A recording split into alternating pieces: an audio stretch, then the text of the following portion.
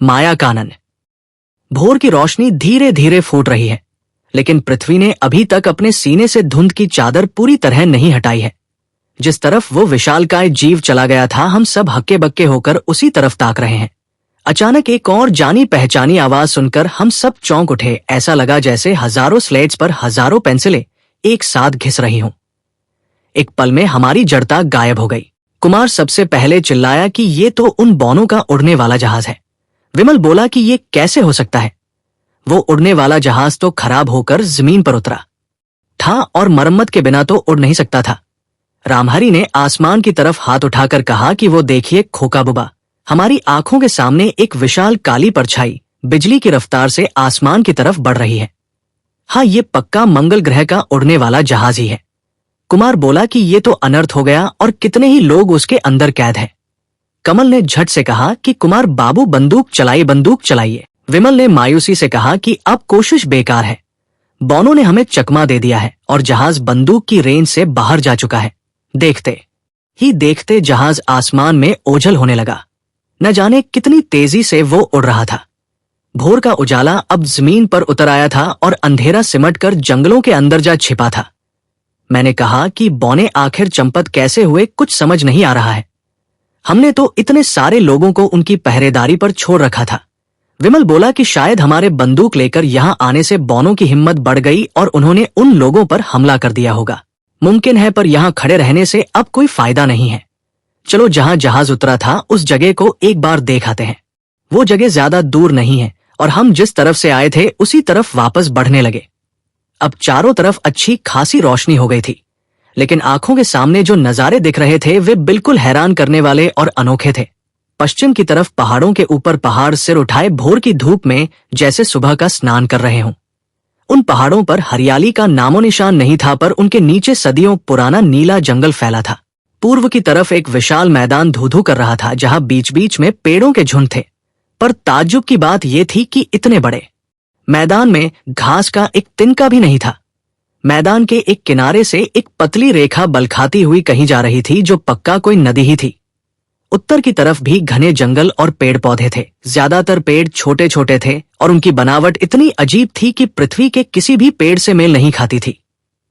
दक्षिण की तरफ पेड़ों के बीच से बहुत दूर पानी पर सूरज की किरणों की चमक दिख रही थी।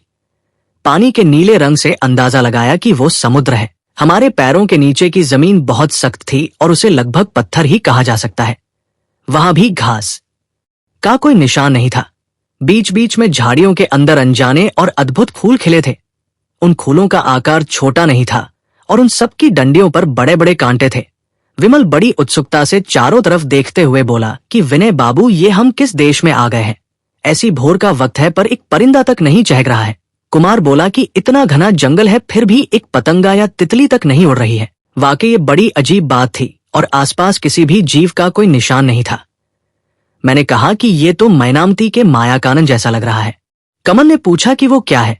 मैंने बताया कि पुराने जमाने में बंगाल में मानिक चंद्र नाम के एक राजा थे और मैनामती उनकी रानी थी। कहावत है कि मैनामती ने जादू विद्या सीखकर अमर होने का वरदान पाया था। यहां आकर मुझे लग रहा है कि जैसे ये मैनामती की मायापुरी हो, जहां कीड़े मकोड़े और पशु पक्षी भी डर के मारे दिखाई नहीं देते। रामहरि अब तक सबके आगे आगे चल रहा था, पर मेरी बात सुनते ही उसका मुंह सूख गया और वो सबसे पीछे आकर खड़ा हो गया। मैंने हंसकर पूछा कि क्या हुआ रामहरि, तुम अचानक पीछे क्यों हो गए? वो बोला कि आपकी बातें सुनकर बाबू। मैंने पूछा कि कौन सी बात? वो बोला कि वही जो आपने कहा कि ये मैनामती का मायाकानन है। उस बुढ़िया मैना की कहानी मैं भी जानता हूं बाबू। वो जंगल को शहर और शहर को जंगल बना देती थी और भेड़ को इंसान और इंसान को भेड़ बना देती थी, जहां भूत प्रेत और डाइन चुड़ैलों का ही राज चलता था। मैंने उसे समझाया कि रामहरि, तुम इतनी जल्दी क्यों डर जाते हो? मैंने तो बस एक मिसाल दी थी। वो बोला कि डरू क्यों नहीं? जिस मुसीबत से अभी बचकर आए हैं उसके बाद अब मुझे कुछ भी नामुमकिन नहीं लगता। पता नहीं ये कौन सा मुल्क है जिसका पृथ्वी से कोई मेल ही नहीं है, जहां पंछी नहीं और तितली पतंगे नहीं, क्या वो पृथ्वी है? और अभी पिछली रात आंखों के सामने पहाड़ जैसा कुछ गुजर गया, क्या पृथ्वी पर वैसा कोई जीव होता है? मैंने कोई जवाब नहीं दिया, क्योंकि रामहरि का डर भले ही हंसाने वाला था पर उसकी दलील गलत नहीं थी। विमल बोला कि विनय बाबू, हमारा उड़ने वाला जहाज कहाँ उतरा था, अब शायद हम उसका पता नहीं लगा पाएंगे।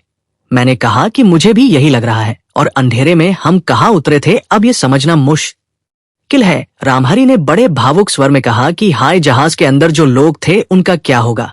कमल बोला कि जिसके नसीब में जो लिखा है उन्हें फिर से मंगल ग्रह वापस जाना होगा, बस और क्या। कुमार बोला कि अब ये सब फालतू बातें छोड़ो और अपनी सोचो, क्योंकि हमारा नसीब भी कोई बहुत चमकता हुआ नहीं लग रहा है। पर वो क्या है? विमल, हम सब ने साफ देखा कि थोड़ी दूर पर जंगल का एक हिस्सा ऊपर से नीचे तक हिल रहा है। उसके बाद ही जंगल के ऊपर एक बहुत ऊंचा पेड़ 2 बार डोला और फिर मड़मड़ की आवाज के साथ टूटकर गायब हो गया। विमल हैरान होकर बोला कि इतनी बड़ी जगह में जंगल हिल रहा है, वहां कौन हो सकता है? कुमार बोला कि अभी ना कोई तूफान है और न ही तेज हवा चल रही है, तो फिर इतना बड़ा पेड़ इतनी आसानी से किसने तोड़ दिया? बाघा एक बार जोर से भौंका और फिर दौड़कर उस जंगल के अंदर घुस गया। मेरा शरीर सिहरने लगा। मैं विज्ञान को मानता हूं और जानता हूं कि विज्ञान ने कई नामुमकिन बातों को मुमकिन किया है, पर यहां जो हो रहा है उसका कोई सुराग नहीं मिल रहा है। क्या ये हमारी आंखों का भ्रम है या सच में कोई अलौकिक बात है? अचानक देखा कि बाघा तीर की रफ्तार से जंगल से बाहर निकल आया। उसकी पूंछ पेट के नीचे दबी थी और आंखें डर के मारे बाहर निकलने को हो रही थी। वो आते ही विमल के पैरों में मुंह छिपाकर लेट गया। विमल उसका सिर सहलाते हुए बोला कि बाघा तो कभी नहीं डरता, पर उसने ऐसा क्या देख लिया? मैंने गंभीर स्वर में कहा कि विमल, ये जगह ठीक नहीं है और चलो यहां से चलते हैं। हमें सिर छिपाने की कोई जगह तो ढूंढनी ही होगी। विमल एक बार बाघा और एक बार जंगल की तरफ देखते हुए दबी आवाज में बोला कि पर जंगल के अंदर क्या है और बाघा क्या देखकर इतना डर गया है? हम उस भयानक जंगल से जान बचाकर भागने के लिए तेजी से आगे बढ़ने लगे। चलते चलते बार बार पीछे मुड़कर देखा तो वही मंजर नजर आया। जंगल की एक जगह पर पेड़ पौधे बड़े ही अजीब तरीके से हिले जा रहे थे। आखिर क्यों हिल रहे थे और कौन उन्हें हिला रहा था? बाघा हमारे पैरों से लिपटकर चल रहा था, पर डर के मारे अभी भी दुबका हुआ था। जंगल के अंदर क्या दहशत छिपी है और बाघा क्या देखकर इतना सहम गया है, बहुत सोचने पर भी इसका कोई सुराग नहीं मिला। कुमार बोला कि मेरा बाघा तो शेर को देखकर भी नहीं डरता, पर जब इसकी हालत ऐसी हो गई है तो पक्का समझो कि जंगल के अंदर कोई बहुत ही खौफनाक चीज है। विमल अचानक रुक गया और बोला कि क्या मैं चुपके से वहां जाकर एक बार देख आऊं? मैंने फौरन उस निडर विमल का हाथ पकड़ लिया और कहा कि क्या पागल हो गए हो विमल, मुसीबत को खुद दावत देने की कोई जरूरत नहीं है। विमल बोला कि ठीक है, जब आप मना कर रहे हैं तो नहीं जाऊंगा। हम फिर आगे बढ़े। आसपास और भी कई झाड़ियां और घने जंगल थे। पता नहीं क्यों उनके पास से गुजरते वक्त मेरा दिल धक धक कर रहा था। हर कदम पर ऐसा लग रहा था जैसे उन जंगलों के बीच साक्षात मौत हमारा इंतजार कर रही हो। एक जगह सुनाई दिया कि जंगल के अंदर फिर से वैसी ही धप-धप की आवाज हो रही है और हर आवाज के साथ जमीन कांप रही है। ऐसा लगा जैसे जंगल के अंदर कोई पहाड़ जैसा दानव अपनी ही धुन में इधर उधर टहल रहा हो, जिसके चलने से धरती कांपती है। न जाने उसका आकार कितना भयानक होगा। अगर एक बार उसने इंसानों की गंध सूंघ ली तो क्या हम बच पाएंगे? अलिफ लैला के सिंदबाद की कहानी में वो एक बार दानव के चंगुल में फंसा था। गलिवर की यात्राओं में भी दानवों के मुल्क का जिक्र है। तो क्या वे सब कहानियां काल्पनिक नहीं थी? और क्या हम सच में दानवों के देश में आ पहुंचे हैं? पर मेरा मन इस बात को मानने को तैयार नहीं था। विमल बोला कि विनय बाबू, हम तो यहाँ का रास्ता भी नहीं जानते, तो कौन सी दिशा सुरक्षित है ये कैसे पता चलेगा? विमल की बात सच थी। मैंने गौर से देखा तो दक्षिण की तरफ जहां समुद्र था वहां रास्ता काफी खुला था। वहां जंगल नहीं थे तो किसी छिपे हुए खतरे का डर भी कम था। साथ ही दक्षिण पश्चिम में एक बहुत बड़ा पहाड़ भी दिख रहा था। मंगल ग्रह की तरह हम यहां भी उस पहाड़ के अंदर पनाह ले सकते थे। मैंने सबको यही राय दी और सब राजी हो गए। हम उस पहाड़ की तरफ बढ़ने लगे। न पंछी है, न तितलियां और न ही इंसानों की आहट। चारों तरफ बस जंगल और पहाड़ और समुद्र। मुझे लगा जैसे हम वैज्ञानिकों की उस पुरानी पृथ्वी पर लौट आए हैं, जब इंसानों का नाम तक नहीं था और धरती पर बस अजीबोगरीब विशाल जानवर रहा करते थे। तभी आसमान की तरफ देखा तो बहुत ऊंचाई पर पक्षियों का एक झुंड उड़ रहा था। तो क्या इस मुल्क में पंछी भी हैं? मैंने तुरंत सबका ध्यान उस तरफ खींचा। विमल बोला कि पर ये कैसे पक्षी हैं? कुमार बोला कि चील होंगे। कमल बोला कि बाज होंगे। मैंने कहा कि पर चील या बाज के पंख इतने बड़े नहीं होते। रामहरि बोला कि जरा उनकी पूंछ तो देखिए। वाकई उनकी पूंछ तो 4 पैर वाले जानवरों जैसी थी। ये कैसे पक्षी थे? इससे पहले कि हम उन्हें गौर से देख पाते वे ओझल हो गए। अचानक पीछे से कमल जोर से चीख उठा। मुड़कर देखा तो कमल की पीठ पर एक अजीब सा जीव बैठा था और कमल उसे झाड़ने की नाकाम कोशिश कर रहा था। हम सब ने मिलकर उस जीव को मार गिराया। बड़ा ही अजीब जीव था। दिखने में किसी टिड्डे जैसा, पर लगभग 1 हाथ लंबा। उसके मुंह पर संडासी जैसे 2 बड़े बड़े डंक थे और शरीर के दोनों तरफ 1.5 हाथ लंबे 4 पंख थे। रामहरि बोला कि बाप रे, ये तो बम्बैया टिड्डा है। कमल की तरफ देखा तो उसकी गर्दन के पीछे से धार बनकर खून बह रहा था। कुमार ने अचानक एक तरफ उंगली दिखाकर चिल्लाया कि देखो देखो। उस तरफ देखा तो झाड़ियों के बीच से टिड्डों के झुंड बाहर निकल रहे थे। मैंने कहा कि भागो भागो, वरना अगर इन्होंने हमें देख लिया तो कोई नहीं बचेगा। हम अपनी पूरी रफ्तार से दौड़ने लगे। टिड्डों को देखकर शायद ही इंसान पहले कभी इस तरह भागा होगा। लो, हम समुद्र के किनारे आ पहुंचे। ऊपर नीले कमल जैसा गहरा नीला आसमान फैला है और नीचे पृथ्वी देवी की नीली साड़ी जैसा अनंत समंदर अपनी लहरों का खेल दिखा रहा है। समंदर की लहरों पर सूरज की रोशनी हजारों हीरामानिक के साथ जैसे लुकाछिपी खेल रही हो। हम सब वहीं बैठ गए और कुछ देर बस इसी नजारे को देखते रहे। विमल ने सबसे पहले चुप्पी तोड़ी और बोला कि विनय बाबू, अब आगे क्या रास्ता है? मैंने पूछा कि कैसा रास्ता? विमल बोला कि इसमें तो कोई शक नहीं कि हम पृथ्वी पर ही वापस आ गए हैं, पर यह कौन सा देश है और यहां से किस तरफ और कितनी दूर इंसानों की बस्ती है, ये हमें कुछ नहीं पता। यहां टिके रहना भी मुमकिन नहीं है, क्योंकि आखिर क्या खाकर जिंदा रहेंगे? मैंने कहा कि अगर कोशिश करें तो जंगल के अंदर शिकार मिल सकता है। विमल बोला कि हाँ, मिल तो सकता है, पर वो भी तब तक जब तक बंदूक की गोलियां खत्म नहीं हो जाती। मैंने उसे तसल्ली दी कि विमल, ऐसा सोचने की कोई वजह नहीं है कि गोलियां खत्म होने से पहले हमें यहां से निकलने का कोई रास्ता नहीं मिलेगा। विमल फिर बोला कि शिकार मिल भी गया तो उसे पकाएंगे कैसे? हमारे पास तो माचिस भी नहीं और आग कैसे जलाएंगे? मैंने मजाक में कहा कि तो फिर हमें कच्चा मांस खाने की आदत डालनी होगी। बुरा क्या है, आखिर ये भी तो एक नया अनुभव होगा। तभी रामहरि बोल पड़ा कि बाबू, आप फिक्र मत कीजिए और आपको कच्चा मांस नहीं खाना पड़ेगा, क्योंकि मैं आप लोगों को पकाकर खिलाऊंगा। मैं हैरान होकर बोला कि तुम्हें आग कहां से मिलेगी? रामहरि बोला कि क्यों, उस पहाड़ के पास से आते वक्त क्या आप लोगों ने नहीं देखा कि वहां कितने छोटे बड़े चकमक पत्थर पड़े हुए हैं? मुझे बड़ी तसल्ली हुई और मैंने कहा कि चलो, हमारी एक बड़ी चिंता तो दूर हुई। अब स्टील के लिए भी सोचने की जरूरत नहीं है, क्योंकि हमारे पास चाकू छुरियां है और उन्हीं से काम चला लेंगे। विमल अपने पेट पर हाथ फेरते हुए बोला कि ओ विनय बाबू, ये सब सुनकर ही मुझे जोरों की भूख लग गई है। अब खाऊं क्या? मैं हंसकर बोला कि अगर शिकार नहीं मिला तो हमें हवा खाकर ही जिंदा रहने की कोशिश करनी होगी। कुमार तभी बोल पड़ा कि विनय बाबू, खाना तो हमारे सामने ही है, बस हाथ बढ़ाने की देर है। विमल ने पूछा कि सामने कहाँ है खाना? कुमार बोला कि वो देखिए। हमने देखा कि हमारे सामने रेत पर एक बहुत बड़ी जगह में हजारों गड्ढे हैं और हर गड्ढे के मुंह पर एक एक लाल रंग का केकड़ा बैठा है। विमल बड़े उत्साह में उछल पड़ा और बोला कि क्या बात है, और इतनी देर से मेरी नजर ही नहीं पड़ी। हम सब केकड़े पकड़ने के लिए दौड़े, पर थोड़ी देर की भागदौड़ के बाद समझ आ गया कि ये काम इतना आसान नहीं है। जैसे ही हम उनके पास पहुंचते, वे बिजली की रफ्तार से अपने बिलों में घुस जाते और हाथ ही नहीं आते। जब देखा कि वे आसानी से सरेंडर करने वाले नहीं हैं, तो हमने बिल खोदना शुरू किया और बड़ी मशक्कत के बाद कुछ केकड़ों को बंदी बना लिया। बिल खोदते खोदते कमल को अचानक ढेरों अंडे मिल गए। कुल 100 अंडे थे। मैंने खुशी से कहा कि बस अब हमारे खाने की कोई फिक्र नहीं है, क्योंकि ये कछुए के अंडे हैं। कमल ने पूछा कि क्या कछुए के अंडे इंसान खाते हैं? मैंने बताया कि बिल्कुल खाते हैं, और दक्षिण अमेरिका की कुछ जगहों पर तो कछुए के अंडे और उसका मांस ही इंसानों का मुख्य खाना है। यहाँ जब कछुए के अंडे मिले हैं तो पक्का आज रात हम कछुआ भी पकड़ पाएंगे। विमल बोला कि तो इसका मतलब है कि किस्मत की देवी अभी हमसे पूरी तरह रूठी नहीं है। कुमार बोला कि अब और सब्र नहीं होता, जल्दी से आग जलाओ, आग जलाओ।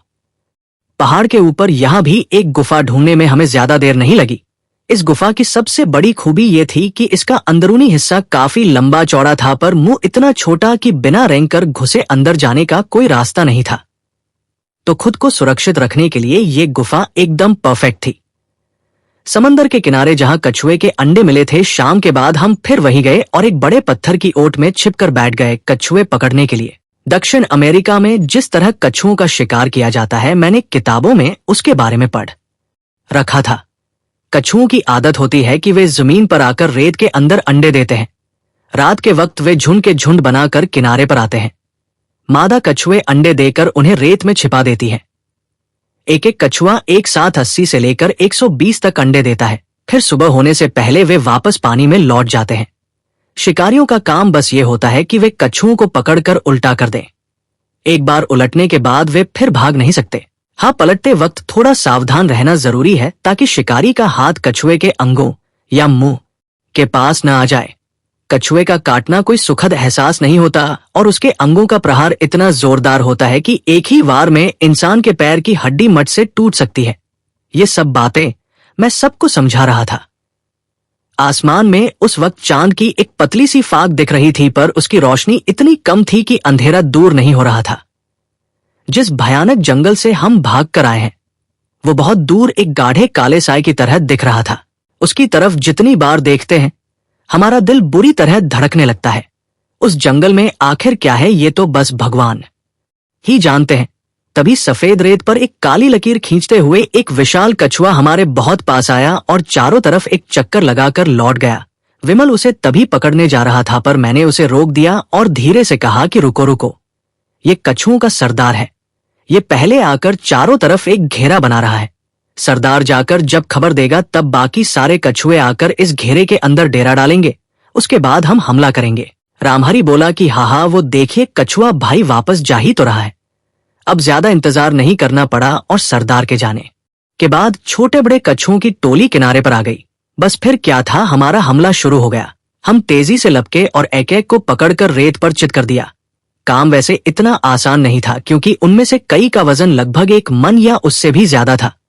हमने करीब 10 कछुओं को बंदी बना लिया और बाकी सब पानी में भाग गए। हम पहले से ही सूखी लताएं जमा करके लाए थे ताकि इन बंदियों के पैर बांध सके। उन्हीं लताओं से हमने उन्हें फौरन बांध दिया। विमल बोला कि चलो अब कुछ दिनों के लिए पेट की चिंता तो खत्म हुई और अब इस देश से भागने के बारे में सोचना होगा। विमल की बात पूरी भी नहीं हुई थी कि एक ऐसी विकराल चीख उठी जिससे पूरी दुनिया जैसे दहल गई। उफ, वैसी भयानक आवाज मैंने जिंदगी में कभी नहीं सुनी थी। जैसे 1000 शेर एक साथ एक ही सुर में दहाड़ उठे हों। उस अमानवीय गर्जना से हमारा पूरा शरीर बेजान हो गया और अगर उस वक्त कोई हम पर हमला भी कर देता तो हम वहां से एक कदम नहीं हिल पाते। फिर से और फिर से वही आसमान फाड़ने वाली दहाड़। 1 बार, 2 बार और 3 बार। समंदर के पानी से वो क्या चीज ऊपर आ रही है? क्या है वो? आखिर क्या है वो? धुंधली रोशनी में उसे साफ समझ पाना मुमकिन नहीं था, पर उसका सिर लगभग ताड़ के पेड़ जितना ऊंचा था और उसके शरीर के सामने हाथी का शरीर भी बिल्ली के सामने नन्हे चूहे जैसा मामूली लग रहा था। उस भयानक समंदर के दानव की दोनों आंखें उस धुंधलके में आग की लपटों की तरह जल रही थी। मैंने डर के मारे कहा कि भागो भागो। विमल ने कातर आवाज में कहा कि मेरे दोनों पैर सुन्न हो गए हैं और भागने का कोई रास्ता नहीं है। रामहरी एक चीख मारकर बेहोश होकर गिर पड़ा।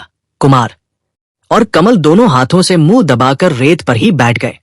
मेरी दोनों आंखें जैसे अंधी हो गई। अब क्या उपाय है? पानी के अंदर से जब उस अजीबोगरीब जीव ने पहली बार अपना सिर उठाया तो वो किसी बहुत मोटे अजगर जैसा लग रहा था, लेकिन एक पल के अंदर ही उस धुंधलके में उसका विराट शरीर दिखाई देने लगा। उसके 4 पैर थे और वे पैर उसके शरीर के मुकाबले छोटे होने के बाद भी कम से कम 6-7 फुट ऊंचे रहे होंगे। हम सुन्न होकर खड़े खड़े देखते रहे। वो समंदर का दानव जमीन पर चढ़ाया और उसने अपनी करीब 25-30 फुट लंबी पूंछ को कई बार रेत पर दे मारा। फिर अचानक उसने अपने हाथी से 2 गुने लंबे चौड़े और ऊंचे शरीर के ऊपर एक 20 फुट लंबी अजगर जैसी गर्दन हवा में उठाई और फिर से बिजली कड़कने जैसी आवाज में चिल्लाने लगा। उस वक्त उसका सिर इतना ऊपर पहुंच गया था कि अगर पास में कोई 3 मंजिला इमारत होती तो वो उसकी छत से बड़े आराम से शिकार पकड़ लेता। उसकी भयानक चीख सुनकर रामहरी की बेहोशी अपने आप उड़ गई। वैसी आवाज से तो शायद मुर्दे की नींद भी खुल जाए। फिर रामहरी की बेहोशी तो मामूली बात थी, फिर भी हम इसे कोई भाग नहीं पाया, बस एक डरावने सपने की तरह जड़ होकर खड़े रहे। तभी अचानक चिल्लाना बंद करके वो खौफनाक जीव झपाक से फिर समंदर के पानी में कूद गया। देखते ही देखते उसका पूरा शरीर ओझल हो गया और पानी के ऊपर बस उसका अजगर जैसा सिर और गर्दन का कुछ हिस्सा ही तैरता रहा। उस सिर और गर्दन के नीचे कितना विशाल और अनोखा शरीर छिपा है उसे उस वक्त देखकर कोई अंदाजा भी नहीं लगा सकता था। अब जाकर हमारी चेतना लौटी। मैंने कहा कि शायद उस जीव ने हमें देखा नहीं है। यही मौका है, चलो भागते हैं। फिर हम सब एक साथ तीर की तरह पहाड़ की तरफ भागे। सीधे गुफा के सामने पहुंचने से पहले रुकने की हिम्मत नहीं हुई। विमल ने हांफते हुए कहा कि विनय बाबू, ये हमने क्या देख लिया। मैंने कहा कि मैं भी वही सोच रहा हूं। रामहरि ने अपने दोनों हाथ माथे पर मार लिए और बोला कि अब सोचकर क्या होगा, यहां अब हमारी जान बचने वाली नहीं है। कुमार ने सांस फूलते हुए पूछा कि विनय बाबू, क्या मंगल के अलावा किसी और ग्रह पर भी जीव रहते हैं? मैंने कहा कि रह भी सकते हैं। वो बोला कि तो क्या हम किसी और ग्रह पर आ पहुंचे हैं? मैंने पूछा कि तुम ऐसा अंदाजा क्यों लगा रहे हो? वो बोला कि क्या पृथ्वी पर ऐसे भयानक जीव के बारे में किसी ने कभी सुना है? कमल बोला कि उफ, सोचने भर से मेरा दिल धक धक कर रहा है। मैंने कहा कि इसमें कोई शक नहीं कि हम पृथ्वी पर ही हैं। हमने ऐसे समंदर के दानव की बात कभी सुनी नहीं है, ये सच है, पर इस विशाल धरती के किस कोने में क्या रहस्य छिपा है, इंसान वो सब नहीं जानता। पर जिस जीव को हमने अभी देखा है वो पक्का प्रागैतिहासिक जीव है। प्रागैतिहासिक जानते हो क्या है? जिस दौर का कोई लिखित इतिहास नहीं मिलता, उस दौर को अंग्रेजी में प्री हिस्टोरिक युग कहते हैं और उसी को हिंदी में प्रागैतिहासिक कहा जाता है। विमल बोला कि हाँ, उस दौर के बारे में मैंने किताबों में पढ़ा है। पृथ्वी के उस शुरुआती दौर में जब इंसानों का जन्म नहीं हुआ था, तब पानी और जमीन और आसमान में कई तरह के अजीब आकार के जानवर घूमते थे। तब के कई जलचर और स्थलचर जीव छोटे मोटे पहाड़ जितने बड़े होते थे। उनके विशाल कंकाल अब भी जमीन खोदने पर मिलते हैं। पर विनय बाबू, वे सब जीव तो इंसानों के आने से पहले ही दुनिया से गायब हो गए थे ना। मैंने कहा कि ये बात दावे के साथ नहीं कही जा सकती। दुनिया में अब भी ऐसी कई जगहें हैं जिनके बारे में इंसान कुछ नहीं जानता। वहां क्या है और क्या नहीं, ये कौन कह सकता है?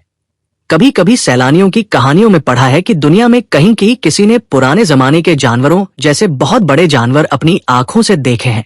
बहुत से लोग इस पर यकीन नहीं करते, पर यह बात झूठ है, इसका भी तो कोई सबूत नहीं है। आज हमने जो ये अनोखा जीव देखा है, इसे हम आंखों का धोखा कहकर टाल नहीं सकते। मैंने पुराने दौर के जानवरों की कई कहानियां पढ़ी हैं। पुराने जमाने में डिप्लोडोकस नाम का एक विशाल जानवर होता था।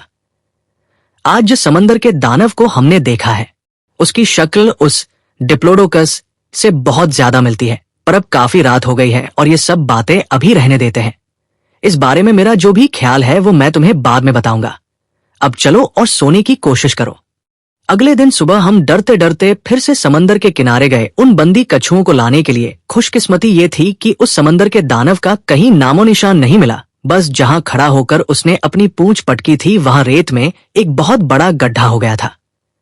उस गड्ढे में तो 10-12 लोगों को बड़े आराम से दफनाया जा सकता था। जिसकी पूंछ में इतनी ताकत है, उसके शरीर में कितना दम होगा हम अंदाजा भी नहीं लगा सके। रेत पर उस दानव के विशाल पैरों के निशान भी हमें दिखाई दिए। तभी अचानक कमल बोल उठा कि ये क्या, यहां तो बस 3 ही कछुए बचे हैं, बाकी सब कहाँ गए? सिर्फ 3 कछुए? मुझे अच्छी तरह याद है कि हमने 10 कछुए पकड़े थे।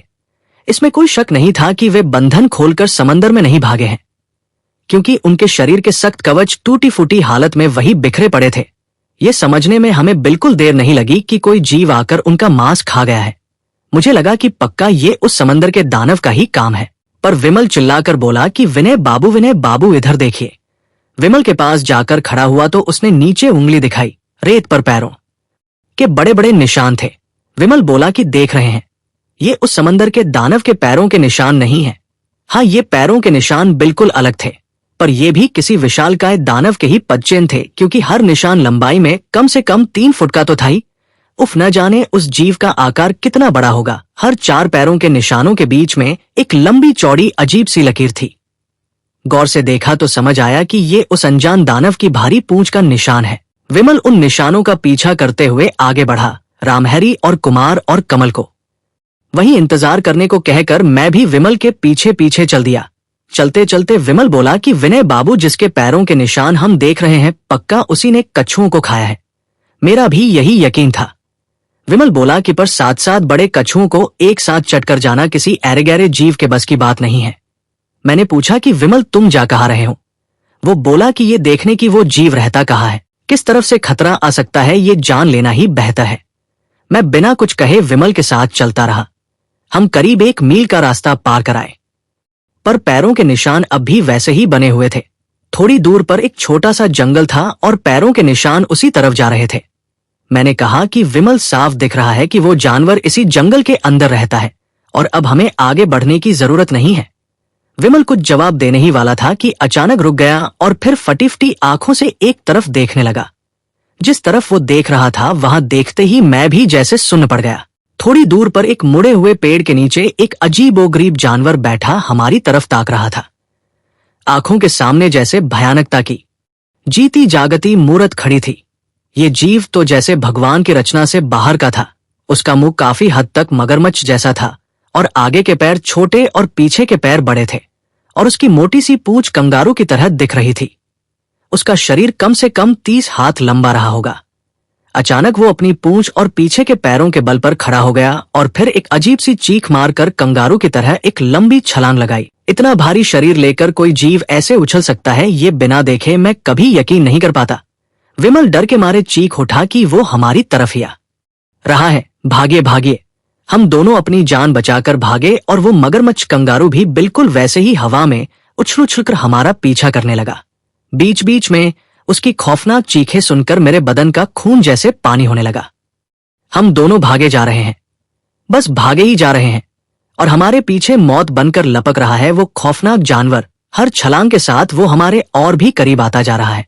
भागते भागते मुड़कर देखा तो उसका मगरमच्छ जैसा विशाल मुंह बार बार खुल और बंद हो रहा था। उसके अंदर से सुर्ख लाल लपलपाती जीभ और डरावने दांतों की 2 कतारें साफ दिख रही थी। इतने भारी शरीर के हिसाब से उसकी आंखें बहुत छोटी थीं, पर उनकी चमक कितनी क्रूर और बेरहम थी। अचानक किसी चीज से ठोकर लगी और मैं औंधे मुंह गिर पड़ा। दर्द के मारे एक चीख निकल गई और मैं झट से खड़ा तो हुआ पर चाहकर भी भाग नहीं पाया। विमल भी तुरंत रुक गया और बोला कि विनय बाबू, क्या हुआ? मैंने दर्द से चेहरा सिकोड़ते हुए कहा कि विमल, अब मैं और नहीं भाग पा रहा हूं। मेरा दायां पैर मुचक गया है और बिल्कुल बेजान हो गया है। विमल घबराकर बोला कि तो अब क्या होगा? मैंने पीछे मुड़कर देखा तो वो दानव अब बिल्कुल पास आ चुका था। बस कुछ और छलांगे और वो हमारे ऊपर होगा। मैंने अपनी जान की उम्मीद छोड़ दी और कहा कि विमल, तुम जल्दी भागो, यहां से निकल जाओ। विमल बोला कि आपको यहां अकेला छोड़कर मैं इतना बुज़दिल नहीं हूं। मैंने फिर कहा कि विमल, मेरी खातिर तुम अपनी जान क्यों दोगे? अभी भी वक्त है, तुम भाग जाओ। विमल ने बड़े मजबूत लहजे में कहा कि मरना होगा तो दोनों साथ मरेंगे, पर आपको इस हाल में छोड़कर मैं कहीं नहीं जाने वाला। इतना कहकर उसने अपनी बंदूक तानी और पीछे मुड़कर डट गया। उसके इस गजब के हौसले और बहादुरी को देखकर मैं दंग रह गया, पर फिर भी बोला कि विमल, तुम्हारी इस छोटी सी बंदूक की गोली उस पहाड़ जैसे जानवर का कुछ नहीं बिगाड़ पाएगी। अभी भी भाग जाओ वरना हम दोनों मारे जाएंगे। वो बस इतना बोला कि देखते हैं और अपना निशाना साधने लगा। वो डरावना मगरमच्छ कंगारू अपने पीछे के पैरों और पूंछ के बल पर उछलता हुआ अब भी करीब आ रहा था। उस विशाल शरीर पर अगर पूरा पहाड़ भी टूट पड़े तो उसे चोट लगेगी या नहीं, इसमें शक था।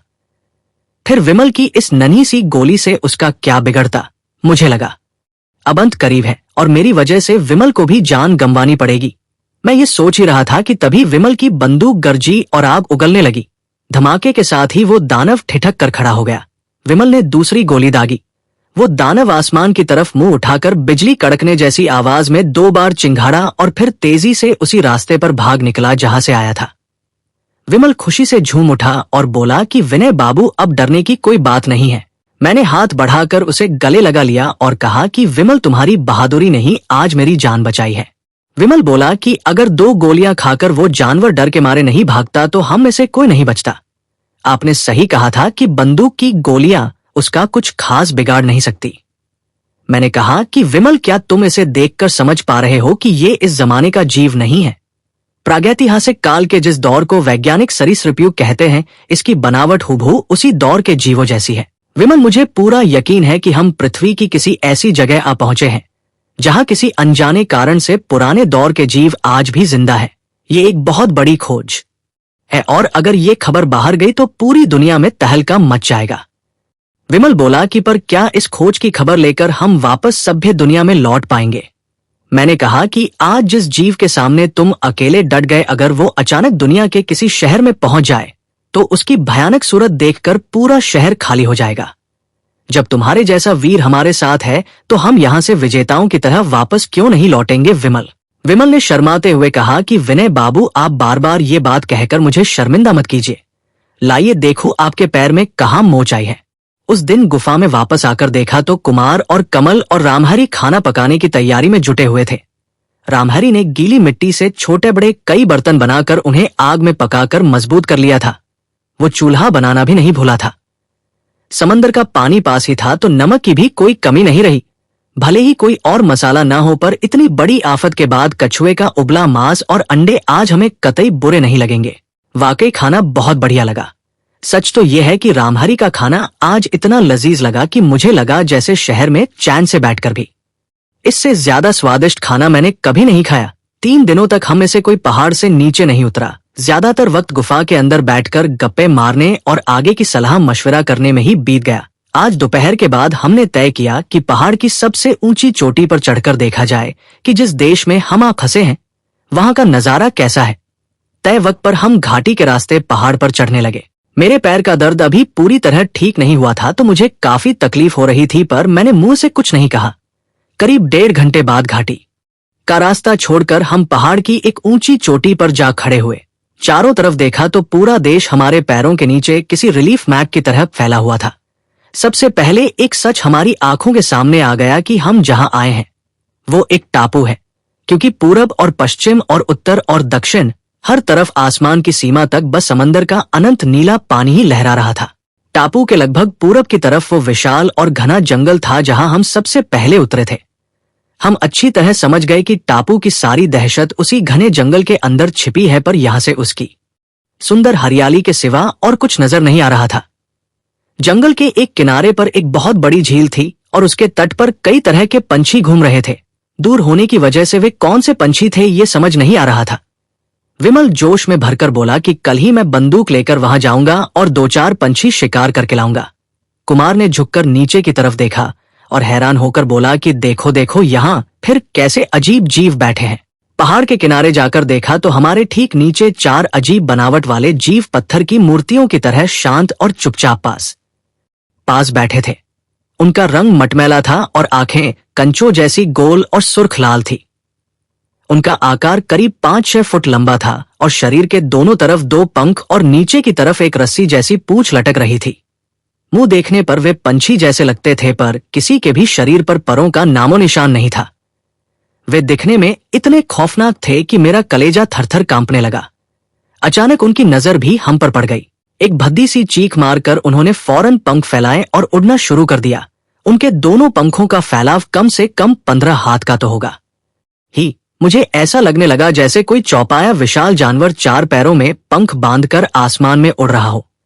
उनकी लंबी चोंच के अंदर पैने और बड़े बड़े दांतों की कतारें भी हमें साफ दिखाई दे रही थी। रामहरी बोल पड़ा कि क्या ये गरुड़ पंछी है? रामहरी के पास नाम रखने की गजब की ताकत है और इन अजीब उड़ने वाले जीवों को वाकई काफी हद तक गरुड़ जैसा ही कहा जा सकता था। पहले तो वे हमारे सिर के ऊपर गोल गोल घूमे और फिर अचानक उनमें से एक ने तीर की तरह नीचे गोता लगाया। इससे पहले कि हम संभल पाते वो उससे विमल की गर्दन पर आ गिरा और अपने विशाल पंखों और शरीर के धक्के से विमल को पहाड़ की एक तरफ चित कर दिया। पास ही कुमार खड़ा था। उसने अपनी बंदूक के कुंदे से उस जीव के शरीर पर एक जोरदार वार किया। वो जानवर एक तीखी चीख से सबको दहलाते हुए उसी पल पलटा और उसने कुमार पर हमला कर दिया। कुमार ने उसे मारने के लिए फिर से बंदूक उठाई, पर उससे पहले ही उसने कुमार का एक हाथ अपने दांतों में जकड़ लिया और पलक झपकते ही कुमार को जमीन से उठाकर आसमान की तरफ उड़ चला। ये सब इतनी तेजी से हुआ कि हमें मदद के लिए हाथ उठाने तक का मौका नहीं मिला। कुमार दर्द से चिल्ला उठा कि बचाओ, मुझे बचाओ। ठीक मेरे सामने से ही कुमार का शरीर हवा में ऊपर उठने लगा। कुमार फिर से दर्द भरी आवाज में चिल्लाया कि बचाओ बचाओ। मेरी हैरानी का झटका एकदम से टूटा। तब तक कुमार का जिस्म मेरी पहुंच से बाहर नहीं गया था। मैंने आगे की तरफ एक छलांग लगाई और हाथ बढ़ाकर कुमार के दोनों पैर अपनी मुट्ठी में जकड़ लिए और पूरी ताकत लगाकर नीचे खींचने लगा। लेकिन उस गरुड़ पंछी में क्या गजब का जोर था। वो कुमार के साथ मुझे भी ऊपर खींच ले जाने की तैयारी में था। किस्मत अच्छी थी कि मैंने बाएं हाथ से पहाड़ के एक पेड़ की टहनी मजबूती से पकड़ ली और दाएं हाथ से कुमार का पैर थामे शरीर की पूरी जान लगा दी। वरना मैं भी बड़ी मुसीबत में पड़ जाता। इधर आफत पर एक नई आफत आ गई। मैं जब कुमार और खुद को बचाने में उलझा हुआ था तभी एक दूसरा गरुड़ पंछी अचानक तीर की तरह मेरे ऊपर झपटा। उसने अपने विशाल पंख से मुझे ऐसा जोरदार झापड़ मारा कि कुमार का पैर तो मेरे हाथ से छूट ही गया और मुझे भी अपनी आंखों के सामने तारे नजर आने लगे। मैं 3-4 हाथ दूर छिटक कर जा गिरा। तभी गुड़ुम करके बंदूक चलने की आवाज हुई। झटपट उठकर बैठा तो देखा कि थोड़ी ही दूर पर एक गरुड़ पंछी अपने दोनों पंख फैलाए पहाड़ पर बेजान पड़ा है और उसके पास ही कुमार का शरीर भी है। वो शरीर एकदम मुर्दे की तरह शांत था। विमल और रामहरी तुरंत कुमार की तरफ भागे।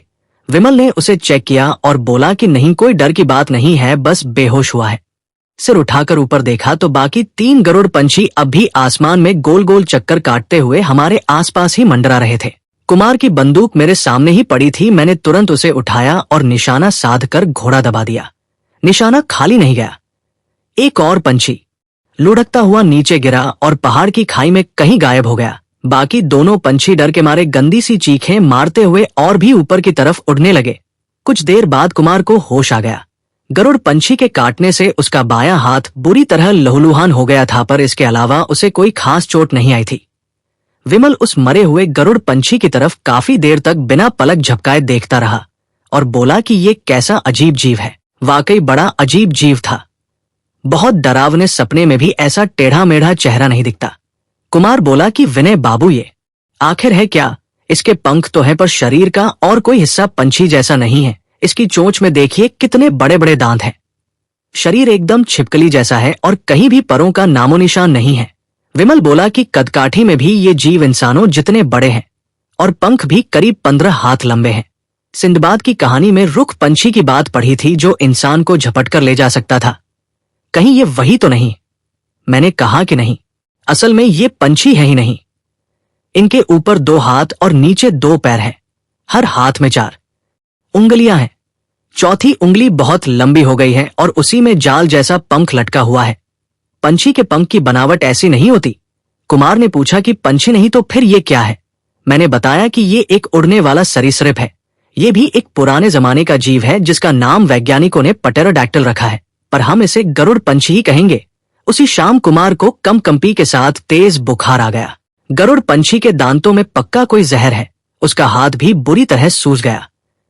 एक तो ये अनजान देश और ऊपर से पास में कोई दवाई नहीं थी, तो कुमार के लिए हम सबके मन में बड़ी फिक्र होने लगी। खैर करीब 15 दिन तक बीमार रहने के बाद कुमार की जान बच गई और हम सबने चैन की सांस ली।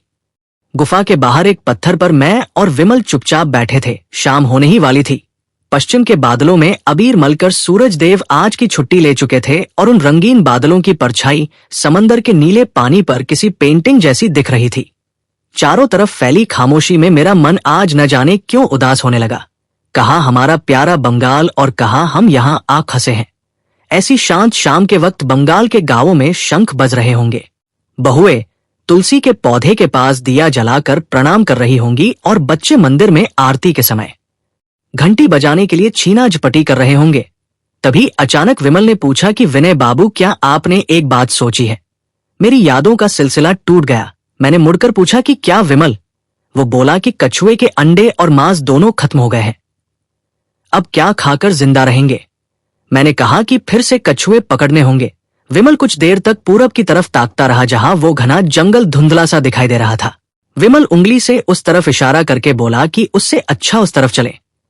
मैंने पूछा क्यों? वो बोला कि देखें वहां कोई नया शिकार मिलता है क्या? रोज रोज कछुए का मांस अच्छा नहीं लगता। उस दिन पहाड़ पर चढ़कर देखा था न कि उस जंगल के पास एक बहुत बड़ी झील है। वहां आसपास पक्का कोई नया शिकार मिल जाएगा। मैंने कहा कि साथ ही कोई नई मुसीबत भी मिल सकती है। विमल बोला कि विनय बाबू, मुसीबत इस टापू पर कहां नहीं है। कछुए पकड़ने जाएं तो भी तो उस समंदर के दानव से सामना हो सकता है। वैसे भी इस टापू पर कहा क्या है ये जान लेना हमारे लिए जरूरी है, वरना यहां जिंदा रहना मुश्किल हो जाएगा। विमल की बात में दम था तो मैंने हामी भर दी कि ठीक है विमल, मैं तैयार हूं। अगले दिन सूरज निकलने से पहले ही मैं और विमल और रामहरी गुफा से निकल पड़े। कुमार अभी पूरी तरह ठीक नहीं हुआ था तो उसे कमल के भरोसे गुफा में ही छोड़ दिया। बाढ़ा हमारे साथ चल दिया और मैंने कुमार की बंदूक थाम ली। समंदर की लहरों को छूकर आती भोर की ठंडी हवा मैदानों में बह रही थी जो बहुत सुहानी लग रही थी। थोड़ी ही देर में हरे जंगल के ऊपर सूरज का चेहरा किसी सुनहरे मुकुट की तरह चमकने लगा। रामहरी बोला कि खोका बुबा, क्या आप फिर से उस मैनामती के माया कानन में जाना चाहते हैं? विमल हंसकर बोला कि अगर जाए तो क्या होगा रामहरी? रामहरी सिर हिलाते हुए बोला कि इस बार वहां गए तो जान से हाथ धो बैठोगे। विमल बोला कि क्यों रामहरी, जब तुम साथ हो तो मुझे कौन मारेगा? वो बोला कि मैं खुद बचूंगा तभी तो आपको बचाऊंगा। उस जंगल में घुसे तो कोई जिंदा वापस नहीं लौटेगा। विमल ने उसे समझाया कि डरो मत रामहरी, आज हम जंगल के अंदर नहीं जाएंगे। जंगल के पास जो झील है बस वहीं जा रहे हैं। ऐसी ही बातें करते हुए हम जब थोड़ा और आगे बढ़े तो देखा कि झील का पानी सूरज की रोशनी में स्टील की तरह चमक रहा है। पास पहुंचने पर समझ आया कि वो झील कितनी विशाल है। उसकी चौड़ाई ही कई मील रही होगी। पानी के बीच बीच में कुछ छोटे बड़े टीले सिर उठाए खड़े थे और उन पर सफेद पक्षियों जैसा कुछ मंडरा रहा था और पानी में गोते लगा रहा था। जब हम बिल्कुल झील के किनारे पहुंचे तब पता चला कि वे और कुछ नहीं बल्कि बत्तखें थी। विमल हैरान होकर बोला कि पर ये कैसी बत्तखें हैं जिनके पंख ही नहीं हैं? मैंने कहा कि विमल, इस टापू के किसी भी जीव को देखकर अब हैरान मत होना, क्योंकि मैंने पहले ही कहा था कि ये पुराने जमाने के जीवों का मुल्क है। विमल ने पूछा कि क्या पुराने जमाने की बत्तखों के पंख नहीं होते थे? मैंने समझाया कि नहीं, जरूरत नहीं थी, इसीलिए कुदरत ने उन्हें पंख नहीं दिए। कुदरत का नियम ही यही है कि बिना जरूरत के किसी चीज की रचना नहीं होती। उस वक्त कुदरत के प्रयोग अभी पूरी तरह जमे नहीं थे और उसे भी शायद ठीक से अंदाजा नहीं था कि किस जीव को क्या चाहिए और क्या नहीं। इसीलिए उस दौर के जानवरों के शरीर में बहुत सी फालतू चीजें भी थी और बहुत सी कमियां भी। इंसानों को ही देख लो, पुराने जमाने के इंसानों का दिमाग और आंखनाक और हाथ पैर आज के इंसानों जैसे बिल्कुल नहीं थे। तभी मेरी बात बीच में ही काटते हुए बाघा के गुर्राने के साथ रामहरी चिल्ला उठा कि वो क्या है? मुड़कर देखा तो कुछ दूरी पर भैंसे से भी ऊंचा एक जीव खड़ा हमें ताक रहा था। मैं चिल्ला उठा कि एंटलोडोंट एंटलोडोंट। विमल ने पूछा कि ये क्या बला है? मैंने कहा कि पुराने जमाने का दानव सुअर। विमल ने तुरंत बंदूक चलाई और अगले ही पल वो सुअर जमीन पर ढेर हो गया। हम सब उस तरफ दौड़े पर वो मरा नहीं था, बस घायल हुआ था, क्योंकि हमारे पास पहुंचने से पहले ही वो फिर खड़ा हो गया और जंगल की तरफ भाग निकला। सबसे आगे बाघा और फिर विमल और फिर मैं और रामहरी उस सुअर के पीछे दौड़े, पर थोड़ी ही देर में वो घने जंगल में गायब हो गया। रामहरी चिल्लाया कि जंगल के अंदर मत जाइए, खोका बुबा अंदर मत जाइए। पर विमल के सिर पर तो शिकारी का जुनून सवार था और वो सुध-बुध खोकर उस घने अरण्य में घुस गया। मजबूरी में हमें भी उसके पीछे जाना ही पड़ा। जब जंगल बहुत ज्यादा घना हो गया तो मैंने कहा कि विमल, अब बस बहुत हुआ और हमें वापस लौटना चाहिए। विमल बोला कि देखिए, सुअर के खून के निशान अभी भी दिख रहे हैं। करीब 2 घंटे की भागदौड़ के बाद खून के निशान भी गायब हो गए। विमल हार मानकर एक पेड़ के नीचे बैठ गया। हम भी बुरी तरह हांफ रहे थे तो पेड़ों के तनों से लगकर सुस्ताने लगे। आधा घंटा आराम करने के बाद मैं खड़ा हुआ और बोला कि चलो अब वापस चलते हैं। विमल ने ठंडी सांस ली और बोला कि और कोई चारा भी नहीं है। थोड़ा आगे बढ़ने पर समझ आया कि हम रास्ता भटक गए हैं। वहां से लौटकर दूसरा रास्ता पकड़ा पर फिर भी जंगल से बाहर निकलने का रास्ता नहीं मिला। दोपहर हो चुकी थी और हम जहां खड़े थे वहां पेड़ों और झाड़ियों का ऐसा जाल था कि सूरज की रोशनी भी अंदर घुसने की हिम्मत नहीं कर पा रही थी। मैं हिम्मत हार कर बोला कि विमल, हम रास्ता भटक गए हैं। विमल बोला कि रास्ता तो ढूंढना ही होगा और इस तरफ आइए। मैं विमल के पीछे चल दिया, पर कुछ ही मिनटों में विमल अचानक ठिठक कर रुक गया। मैंने पूछा, क्या हुआ विमल, तुम रुक क्यों गए? जवाब देने के बजाय विमल ने बस हाथ के इशारे से कहा कि चुप। मैं दबे पांव आगे बढ़ा और जो देखा उसे देखकर मेरे पैर जैसे जमीन में धंस गए। ऐसा नजारा मैंने जिंदगी में कभी नहीं देखा था। रास्ते के पास जंगल में एक खाली मैदान था जहां खौफनाक जीवों की टोलियां घूम रही थी। उनमें से ज्यादातर की ऊंचाई 60-70 फुट यानी ताड़ के पेड़ जितनी थी। जिस मगरमच्छ कंगारू ने उस दिन हमारा पीछा किया था ये बिल्कुल वैसे ही थे, बस फर्क ये था कि ये लंबाई चौड़ाई में उससे भी 6 गुना बड़े थे। मैंने झटपट गिना तो उस झुंड में करीब 90 जानवर थे। कोई अपनी पूंछ और पीछे के पैरों के बल खड़ा होकर ऊंचे पेड़ों की टहनियां अपने हाथों से तोड़कर चबा रहा था, तो कोई कंगारू की तरह उछलकर इधर उधर जा रहा था।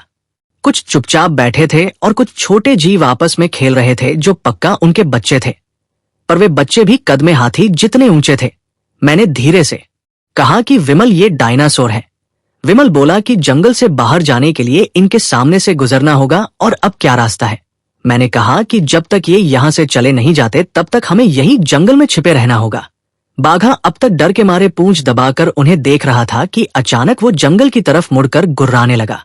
हमने पीछे मुड़कर देखा तो घने अंधेरे में पेड़ों को उखाड़ता हुआ एक और विशाल जानवर हमारी तरफ ही बढ़ रहा था।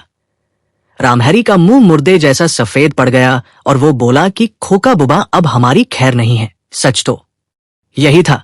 जंगल के अंदर और बाहर दोनों तरफ मौत खड़ी थी और भागने का कोई रास्ता नहीं था। अब बंदूक भी बेकार थी क्योंकि उसकी आवाज से ये सब जानवर भड़क जाते और एक साथ हम पर हमला कर देते।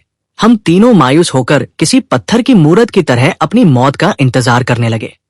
जंगल के अंदर से जो आवाज आ रही थी अचानक वो रुक गई।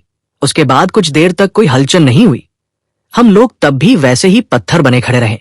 जान की उम्मीद तो हम पहले ही छोड़ चुके थे। तभी रामहरी ने अचानक मेरी कोहनी दबाई। मैंने उसकी तरफ देखा तो वो जंगल के ऊपरी हिस्से की ओर उंगली से इशारा कर रहा था। सिर उठाकर जो देखा उसे देखकर मेरा खून जैसे बर्फ बन गया। हमसे महज 15 हाथ की दूरी पर पेड़ों के बीच एक भयानक और विशाल चेहरा झांक रहा था। हम तीनों चुपचाप वहीं जमीन पर दुबक कर बैठ गए। विमल ने दबी आवाज में कहा कि ये तो फिर से वही मगरमच्छ कंगारू है। रामहरी बोला कि पर ये हमारी तरफ तो देख ही नहीं रहा है। हाँ, वो जंगल के बाहर मैदान की तरफ ताक रहा था। विमल बोला कि ये उन डायनासोरों को देख रहा है, इसने हमें अभी तक नहीं देखा है। वो खौफनाक चेहरा फिर से पेड़ों की ओट में छिप गया, पर उसके ठीक बाद देखा कि उसका विराट शरीर दबे पांव झाड़ियों से बाहर निकल रहा है। उसका इरादा क्या है ये समझे बिना हम बस मन ही मन भगवान को याद करने लगे। लेकिन थोड़ी ही देर में सब साफ हो गया। वो वैसे ही सावधानी से छाती के बल रेंगता हुआ जंगल से बाहर मैदान में आ गया और उन डायनासोरों के झुंड की तरफ धीरे धीरे बढ़ने लगा। मैंने राहत की सांस ली और कहा कि विमल, अब हमें पुराने जमाने के किसी ट्रेजेडी नाटक का लाइव परफॉर्मेंस देखने को मिलेगा। ये मगरमच्छ कंगारू उन डायनासोरों पर हमला करने जा रहा है। विमल हैरानी से बोला कि पर ये उन्हें कैसे हरा पाएगा? डायनासोर तो इससे कद में 2 गुने बड़े हैं और ऊपर से वे पूरे 90 हैं। मैंने समझाया कि देखो, शेर के मुकाबले घोड़ा या जिराफ तो बहुत बड़ा होता है, पर अगर घोड़ों के झुंड में शेर घुस जाए तो क्या हाल होता है जानते हो ना। ये मगरमच्छ कंगारू मांसाहारी और खूंखार है। भले ही ये शाकाहारी डायनासोर से छोटा है पर इसकी ताकत उससे कहीं ज्यादा है। रामहरी जोश में बोला कि देखिए। देखा तो वो मगरमच्छ कंगारू डायनासोरों के बिल्कुल पास पहुंच गया था। अचानक डायनासोरों ने उसे देख लिया और अगले ही पल उनकी चीखों से पूरा जंगल थर्रा उठा। वे बदहवास होकर उछलते कूदते भागने लगे। उस दानव ने भी एक भयानक दहाड़ मारी और उनके पीछे लपका और देखते ही देखते एक डायनासोर को दबोच लिया। उसके बाद जो खौफनाक मंजर दिखा उसे लफ्जों में बयां नहीं किया जा सकता। इंसानी आंखों ने शायद ही कभी ऐसा कुछ देखा होगा। डायनासोर भले ही आकार में बहुत बड़ा था पर मगरमच्छ कंगारू ने एक जबरदस्त छलांग मारी और उसकी गर्दन के नीचे का हिस्सा अपने जबड़ों में जकड़कर उसे जमीन पर पटक दिया। उनकी दहाड़ों और कराहों से हमारे कान जैसे बहरे होने लगे। उनकी पूंछों के पटकने और उछल कूद से चारों तरफ धूल का गुबार छा गया और धरती कांपने लगी। पास के 3-4 विशाल पेड़ मड़मड़ करके जमीन पर गिर पड़े। करीब 1 घंटे बाद वो अनोखा युद्ध खत्म हुआ। तब देखा कि डायनासोर की लाश मैदान में बेजान पड़ी है और मगरमच्छ कंगारू अपने पीछे के पैरों और पूंछ के बल बैठा हाफ रहा है। उसके मुंह और बदन से खून की धार बह रही थी।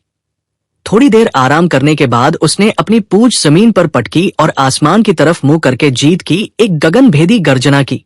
फिर उस मरे हुए डायनासोर को खाने लगा। वो बड़ा ही घिनौना मंजर था और शाम होने तक हमारी डरी हुई आंखों के सामने ये खेल चलता रहा। शाम के धुंधलके ने सब कुछ ढक लिया पर हमारी हिम्मत नहीं हुई कि बाहर पैर भी निकाले। विमल फिक्र के साथ बोला कि अब क्या होगा विनय बाबू, शिकार की खोज में आए थे और यहाँ तो भूख के मारे जान निकली जा रही है। मैंने अपनी घबराहट छिपाते हुए कहा कि और कोई रास्ता नहीं है। आज की रात इसी जंगल में गुजारनी होगी। बाहर निकलना मतलब मौत को गले लगाना है। रामहरी बोला कि पर कल भी तो रास्ता नहीं मिला तो क्या होगा। मैंने कहा कि हम पूरब की तरफ आए थे और कल सूरज निकलते ही हम पश्चिम की ओर बढ़ेंगे, तो भले ही वो पुराना रास्ता न मिले पर मुमकिन है कि हम झील के किनारे पहुंच जाएं। जंगल में रात और भी गहरी हो गई और साथ ही शुरू हुआ दहशत का सिलसिला। अब तक जिस जंगल में बस पत्तों की सरसराहट थी वहां अब चारों तरफ से अजीब अजीब आवाजें आने लगी। घुप अंधेरे में कुछ दिख नहीं रहा था, बस सुनाई दे रहा था। पेड़ों के ऊपर आवाज, झाड़ियों के अंदर आवाज, हमारे आसपास आवाज, कोई आवाज पेड़ों पर चढ़ उतर रही थी तो कोई हमारे चारों ओर मंडरा रही थी। मैं समझ गया कि हमारे बहुत करीब से कई विशाल जीव गुजर रहे हैं, क्योंकि उनके पैरों के दबाव से जमीन बार बार कांप उठती थी। उन जीवों की सूरत कितनी डरावनी होगी ये तो बस खुदा ही जाने। हम तीनों खौफ और भूख प्यास से अधमरे होकर पत्थर की मूरत बने वहीं बैठे रहे। अचानक रामहरी चिल्ला उठा और अगले ही पल किसी ने मुझे जोरदार धक्का देकर जमीन पर गिरा दिया। इससे पहले कि मैं उठ पाता, एक भारी भरकम जिस्म मेरे सीने पर चढ़ बैठा। अंधेरे में कुछ दिखा नहीं कि अचानक किसने हमला किया है, पर उसके वजन से मेरी पसलियां जैसे टूटने को आ गई। खुशकिस्मती से बंदूक मेरे हाथ में ही थी। मैंने जैसे तैसे बंदूक की नली उस हमलावर के शरीर से सटाई और एक ही हाथ से ट्रिगर दबा दिया। एक बहुत ही डरावनी चीख के साथ उस जीव ने मुझे छोड़ दिया और जमीन पर गिर पड़ा। फिर कदमों की आहट से लगा कि वो तेजी से भाग गया है। विमल चिल्लाया कि क्या हुआ रामहरी। रामहरी बोला कि किसी ने मेरा पैर कुचल दिया है बाबू। मैं उठकर बैठा और बोला कि कोई जानवर मेरे सीने पर चढ़ बैठा था पर मेरी गोली खाकर भाग गया है। विमल बोला कि पर अभी जो खौफनाक चीख सुनाई दी वो किसी जानवर की नहीं थी, वो तो किसी इंसान के चिल्लाने जैसी आवाज थी। मैंने कहा कि मुझे भी यही लगा, पर बंदूक की उस बिजली जैसी रोशनी में एक पल के लिए मैंने जो जलती हुई आंखें और पैने दांत देखे थे वे इंसानों जैसे नहीं थे। उसके बदन पर जानवरों जैसे बड़े बड़े बाल थे, ये भी मैंने महसूस किया, पर और कुछ देखने का मौका नहीं मिला। वो आया और 2 सेकंड में भाग गया। उसी पल जंगल के अंधेरे को चीरती हुई फिर एक दर्दनाक आवाज गूंजी। बिल्कुल ऐसा लगा जैसे कोई इंसान जानलेवा दर्द में चीख चीख कर रो रहा हो। वह चीख, हम उसे किसी तरह भूल नहीं पा रहे थे। उसकी गूंज दहशत बनकर हमारे सीने के अंदर जैसे चक्कर काट रही थी। पुराने जमाने के इन खौफनाक जीवों के बीच इंसानों जैसी आवाज में कौन रो पड़ा। अगर मैं यहां अकेला होता तो इसे अपने कान का भ्रम मान लेता, पर हम तीनों के सुनने में एक साथ गलती तो नहीं हो सकती थी। जबकि इस जंगल में इंसानों का होना नामुमकिन था, क्योंकि अब तक इस टापू पर हमें कहीं भी इंसानों का कोई निशान नहीं मिला था। अंधेरे में डूबे हम सब हैरान बैठे यही सोच रहे थे, और उधर जंगल में अजीबोगरीब आवाजों का सिलसिला लगातार जारी था। डर के मारे अब किसी की हिम्मत नहीं हो रही थी कि एक शब्द भी मुंह से निकाले। क्या पता कोई भयानक जीव हमारी आवाज सुन ले और हमला कर दे। जंगल की उन अनजानी आवाजों को सुनकर ऐसा लग रहा था जैसे अंधेरे में हमारे खिलाफ कोई गहरी साजिश रची जा रही हो। धुप धुस, दुम दुम, खसखस, मड़मड़, सो सो, सरसर, ये सारी आवाजें जैसे चारों तरफ से बस यही कह रही थी कि हम तुम्हें मार डालेंगे, हम तुम्हें मार डालेंगे, हम तुम्हें मार डालेंगे। घने अंधेरे में खुद को छिपाकर न जाने कौन घात लगाए बैठा था। उनकी खून की प्यासी जलती हुई नजरों को हम अपने पूरे बदन पर महसूस कर पा रहे थे। बीच बीच में कदमों की आहट सुनकर लगता कि बस वे आ ही गए, वे आ ही गए। ये रात जैसे खत्म होने का नाम ही नहीं ले रही थी। ऐसा लग रहा था जैसे हम हमेशा के लिए अंधेरे की किसी कालकोठरी में कैद हो गए हों, और बस वही एक ही धुन सुनाई दे रही हो कि हम तुम्हें मार डालेंगे, हम तुम्हें मार डालेंगे। एक और जानलेवा खतरे से हम बाल बाल बचे। अचानक जमीन कंपाने वाली आहट सुनाई दी और फिर लगा कि जैसे अंधेरा कहीं और भी गहरा होकर हमारी तरफ ही बढ़ रहा है। उस चलते हुए घने अंधेरे के बीच चकोतरे के फल जितने बड़े आग के 2 गोले जल रहे थे, जमीन से बहुत बहुत ऊंचाई पर। वे पक्का किसी विशालकाय जीव की आंखें थी। वो जीव किस प्रजाति का था ये तो समझ नहीं आया, पर उसके सांस लेने की हू वाली आवाज साफ सुनाई दे रही थी। उसके बाद मड़मड़ करके पेड़ों के टूटने की आवाज हुई और साथ ही वे आग जैसे कंचे, और वो चलता हुआ अंधेरा और भी गहरे अंधेरे में गायब हो गया। डर के मारे रोंगटे खड़े थे और हम जमीन से सटकर मुर्दे की तरह शांत पड़े रहे और चारों तरफ से बस वही धमकी सुनते रहे कि हत्या हत्या, हम तुम्हारी हत्या करेंगे। जब हम फिक्र और खौफ के मारे पागल होने को थे तभी पूरब के आसमान में भोर का दिया धीरे धीरे जल उठा। उजाला होते ही जंगल में अंधेरे के उन जीवों की हलचल ताज्जुब की तरह थम गई। हमने भी चैन की सांस ली और उठकर बैठ गए। विमल बोला कि कल जिस जीव ने हम पर हमला किया था ये देखिए उसके खून के निशान, अब तक तो वो पक्का मर गया होगा। आइए विनय बाबू अब देखते हैं कि वो आखिर क्या बला थी। मैंने मना कर दिया कि नहीं नहीं भाई, भूख प्यास और थकान से हम अधमरे हो रहे हैं और अब बस जंगल से बाहर निकलने की कोशिश करनी चाहिए, क्या पता फिर किसी नई मुसीबत में फंस जाए। विमल ने मेरी बात नहीं मानी और जमीन पर सूखे खून के निशानों का पीछा करते हुए आगे बढ़ गया। वो बोला कि नहीं विनय बाबू, इंसानों की तरह रोने वाला वो जीव कौन सा है ये तो देखना ही होगा। वो अब जिंदा तो है नहीं तो फिर डर कैसा। विमल की बात पूरी भी नहीं हुई थी कि जंगल के अंदर एक भयानक दहाड़ गूंजी और विमल भी ठिठक कर खड़ा हो गया। रामहरि बोला कि ये तो बाघ की दहाड़ है। फिर वही गर्जना सुनाई दी और इस बार काफी करीब से। उसके बाद भारी कदमों की आवाज आई, जैसे कोई बहुत बड़ा जीव दौड़ता हुआ आ रहा हो। मैं चिल्ला उठा कि सावधान विमल सावधान। हाथी जैसा एक विशाल जानवर जंगल से तीर की तरह बाहर निकला और पलक झपकते ही दूसरी झाड़ियों में ओझल हो गया।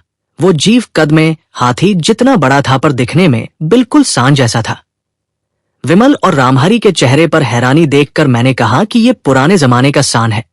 विमल फटी आंखों से बोला कि इतना बड़ा हाथी जैसा। मैंने कहा कि हाँ, करीब 2000 साल पहले भी रोम के लोगों ने जर्मनी के जंगलों में ऐसे सांड देखे थे। रामहरि ने पूछा कि पर क्या ये सांड बाघ की तरह दहाड़ता है? मैंने समझाया कि नहीं, वो तो बाघ की दहाड़ सुनकर ही भागा है। इस जंगल में पुराने जमाने के खूंखार बाघ भी हैं। उन बाघों के शरीर पर आज के बाघों जैसे धारियां नहीं होती और वे कद में बहुत बड़े होते हैं। उनके ऊपरी जबड़े में छुरे जैसे 2 लंबे दांत होते हैं।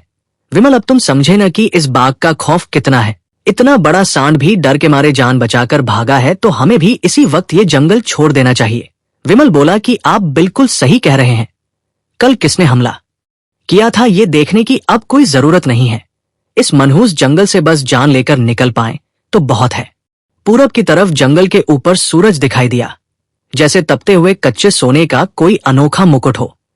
पर यहाँ के जंगल के पंछियों ने उनका स्वागत नहीं किया। सूरज बस एक खामोश उदासी के बीच धरती पर अपनी सुनहरी किरणें बिखेरने लगा। हम पश्चिम की दिशा से आए थे तो अब उसी तरफ का सफर शुरू कर दिया। भूख से ज्यादा प्यास के मारे हमारा बुरा हाल हो चुका था और अब तो जान पर बनाई थी। पानी की कमी क्या भयानक चीज होती है इसका अंदाजा आज पहली बार लगा। चलते चलते हर पल ऐसा लगता कि बस अब दम निकल जाएगा या सिर चकराकर जमीन पर गिर पड़ूंगा। सिर के अंदर जैसे दहकते अंगारे जल रहे थे और प्यास के मारे जीभ बाहर खिंची आ रही थी। मन कर रहा था कि बस यहीं लेट जाऊं और जिंदगी का खेल खत्म कर दूं। सुबह से बस चले जा रहे थे और अब सूरज सिर पर आ चुका था, पर यह शापित जंगल हमें आजाद करने को तैयार ही नहीं था। ऐसा लग रहा था जैसे ये जंगल अनंत है और इसने रातों रात पूरी दुनिया को निगल लिया है। रामहरि किसी शराबी की तरह लड़खड़ा रहा था और उसकी आंखें पागलों जैसी हो गई थी और मेरा भी लगभग वही हाल था। पर दाद देनी होगी उस लड़के विमल की। इसमें कोई शक नहीं कि अंदर ही अंदर उसे भी वैसी ही तकलीफ हो रही थी, पर उसके चेहरे या हाव भाव में दर्द का कोई निशान तक नहीं था। वो बड़े शांत भाव से मुस्कुराते हुए हमारे आगे आगे बढ़ रहा था। आखिर में रामहरि ने हिम्मत हार दी और वहीं बैठ गया। विमल बोला कि ये क्या रामहरि, तुम बैठ क्यों गए? रामहरि ने कातर होकर कहा कि खोका बुबा, बिना पानी पिए अब मैं एक कदम नहीं चल पाऊंगा। विमल ने हौसला दिया कि बस थोड़ा और फिर पानी मिल जाएगा। उठो रामहरि उठो। वो बोला कि नहीं खोका बुबा, इस मुल्क का सारा पानी सूख चुका है और अब पानी नहीं मिलेगा। पानी नहीं मिल रहा तो मुझे चैन से मरने दो और तुम लोग आगे बढ़ो, मेरी फिक्र मत करो। विमल ने कुछ नहीं कहा और झुककर रामहरि को किसी बच्चे की तरह अपने कंधे पर उठा लिया और बड़े आराम से फिर चलने लगा। मैं तो ये देखकर हैरान रह गया। बलवान होने के नाते मेरी अपनी काफी शोहरत है, पर 2 दिन की भूख और प्यास के बाद रामहरि जैसे भारी इंसान को कंधे पर ढोना कितनी बड़ी ताकत और सब्र का काम है, ये समझकर मैंने मन ही मन विमल को बार बार शाबाशी दी। फिर जब हम मायूसी की आखिरी हद पर पहुंच गए और मुझे लगा कि अब मैं भी रामहरि की तरह जमीन पर लेट जाऊंगा, तभी अचानक पेड़ों के बीच एक ऐसा नजारा दिखा जिसकी कल्पना भी नहीं की थी। आंखों के सामने साफ दिखा कि विशाल झील का नीला पानी पास ही लहरा रहा है और सूरज की रोशनी में बिजली की तरह चमक रहा है। पर कहीं ये आंखों का भ्रम तो नहीं? क्या वाकई जंगल खत्म हो गया और हम झील के किनारे आ पहुंचे हैं? विमल के कंधे से रामहरि झटके से नीचे कूद पड़ा और पागलों की तरह चिल्लाता हुआ झील की तरफ दौड़ा। मैं भी उसके पीछे भागा। हम तीनों ने जी भरकर पानी पिया। वो कैसी तृप्ति और कैसा आनंद था, उसे मैं लफ्जों में बयां नहीं कर सकता। जब पेट में और जगह नहीं बची तब जाकर हम रुके। रामहरि खुशी से नाचते हुए बोला कि अब मुझे कोई तकलीफ नहीं है और अब मैं 100 कोस और पैदल चल सकता हूं। मुझ में भी जैसे सारी जान वापस आ गई। विमल ने इसी बीच बिना पंख वाली कुछ बत्तखों का शिकार कर लिया और हम तैरकर उन्हें किनारे पर ले आए। रामहरि अपना मुंह पोंछते हुए बोला कि खोका बुबा, अब और सब्र नहीं होता। चलिए जल्दी डेरे पर चलते हैं और खाना पकाना शुरू करते हैं। मैंने कहा कि हाँ विमल, अब देर करना ठीक नहीं है और कुमार और कमल अब तक हमारी फिक्र में परेशान हो रहे होंगे। विमल उठकर खड़ा हुआ और बोला कि हाँ चलिए, अब हम डेरे के पास पहुंच ही चुके हैं और वो रहा हमारा पहाड़। हम सब फिर आगे बढ़ने लगे। पानी पीने के बाद शरीर में नई जान आ गई थी, तो अब चलने में कोई तकलीफ नहीं हुई। पर इस टापू पर खतरा हर कदम पर था। जब हम पहाड़ के बिल्कुल करीब थे तभी सिर के ऊपर एक भद्दी चीख सुनाई दी। ऊपर देखा तो दो बदसूरत गरुड़ पंछी गोल गोल घूमते हुए हमारी तरफ नीचे उतर रहे थे। उनका इरादा नेक नहीं था, ये समझते हमें देर नहीं लगी। विमल की बंदूक तुरंत गरजी और एक पंछी गोली खाकर नीचे आ गिरा। वो बुरी तरह घायल था, पर उसी हाल में अपनी आरी जैसे दांतों वाली चोंच खोलकर हम पर हमला करने आया। विमल ने बंदूक के कुंदे के एक जोरदार वार से उसका सिर कुचल दिया। तब तक मेरी बंदूक की गोली से दूसरे पंछी का भी काम तमाम हो गया। हम कुछ देर खड़े होकर उन अजीब जीवों को हैरानी से देखते रहे। वैज्ञानिक क्या देखकर इन्हें पंछी कहते हैं ये तो वही जाने, क्योंकि पक्षियों से इनका कोई मेल नहीं था। इनका शरीर बिना परों के था और सरीसृप जैसा, दांतों वाली चोंच और चार पैर और रस्सी जैसी पूंछ, एकदम टेढ़े-मेढ़े जीव। तभी बाघा के भौंकने की आवाज आई। देखा तो वो चिल्लाता हुआ हमारी तरफ भागा आ रहा है। रामहरी बोला कि अरे बाघा लंगड़ा क्यों रहा है। वाकई बाघा दौड़ तो रहा था, पर लंगड़ाते हुए और अपना एक पिछला पैर उठाए हुए। उसकी आवाज में भी आज एक अजीब सा दर्द था। बाघा दौड़कर आया और हमारे पैरों के पास गिरकर हांफने लगा। विमल झुककर हैरान होते हुए बोला कि विनय बाबू देखिए, बाघा के शरीर पर खून लगा है। हाँ, बाघा का पूरा जिस्म जख्मों से भरा और लहूलुहान था। विमल पहाड़ की तरफ दौड़ते हुए बोला कि जल्दी आइए, कुमार और कमल पक्का किसी मुसीबत में पड़ गए हैं। मैं और रामहरी भी पहाड़ की तरफ भागे। पहाड़ पर चढ़कर कोई शोर शराबा सुनाई नहीं दिया, पर गुफा के सामने पहुंचते ही देखा कि वहां पहाड़ के पत्थर खून से लाल हो चुके हैं। विमल तूफान की तरह गुफा के अंदर गया और बाहर आकर बोला कि गुफा में तो कोई नहीं है। कुमार, किसी ने जवाब नहीं दिया। मैंने जोर से आवाज लगाई कि कुमार कमल, कोई सादा नहीं मिला। विमल रुआसी आवाज में बोला कि इतना खून किस चीज का है विनय बाबू, क्या वे अब जिंदा नहीं है? मैंने कहा कि शायद वे समंदर के किनारे गए हों। चलो नीचे उतर कर ढूंढते हैं। हम सब फिर पहाड़ से नीचे उतरे, पर नीचे समंदर के किनारे भी कोई इंसान नहीं दिखा। विमल अपना सिर पकड़कर वहीं बैठ गया और रामहरी जोर जोर से रोने लगा। बाघा भी उनके साथ सुर मिलाकर आसमान की तरफ मुंह करके रोने लगा। तभी अचानक मेरी नजर रेत पर पड़ी। मैंने झट से विमल को बुलाकर कहा कि देखो ये क्या माजरा है। क्या है विनय बाबू? पैरों के निशान। किसके? इंसानों के? हाँ, ये एक दो नहीं बल्कि बहुत सारे हैं। ये कैसा रहस्य है विनय बाबू? साफ दिख रहा है कि यहाँ इंसानों का एक पूरा झुंड आया था, पर हमारे सिवा इस टापू पर तो और कोई इंसान नहीं है। पक्का है विमल, वरना ये पैरों के निशान यहाँ कैसे आए? विमल, कल रात हमने जो सुना था वो कोई भ्रम नहीं था। जंगल में कल पक्का कोई इंसान ही दर्द से चिल्ला रहा था। विमल बिना पलक झपकाए रेत पर बने उन पदचिह्नों को देखता हुआ एकदम खामोश खड़ा रहा। तो इस टापू पर इंसान भी रहते हैं? कल रात उस खौफनाक जंगल के अंधेरे में बैठे बैठे यही शक सबसे पहले मेरे मन में आया था।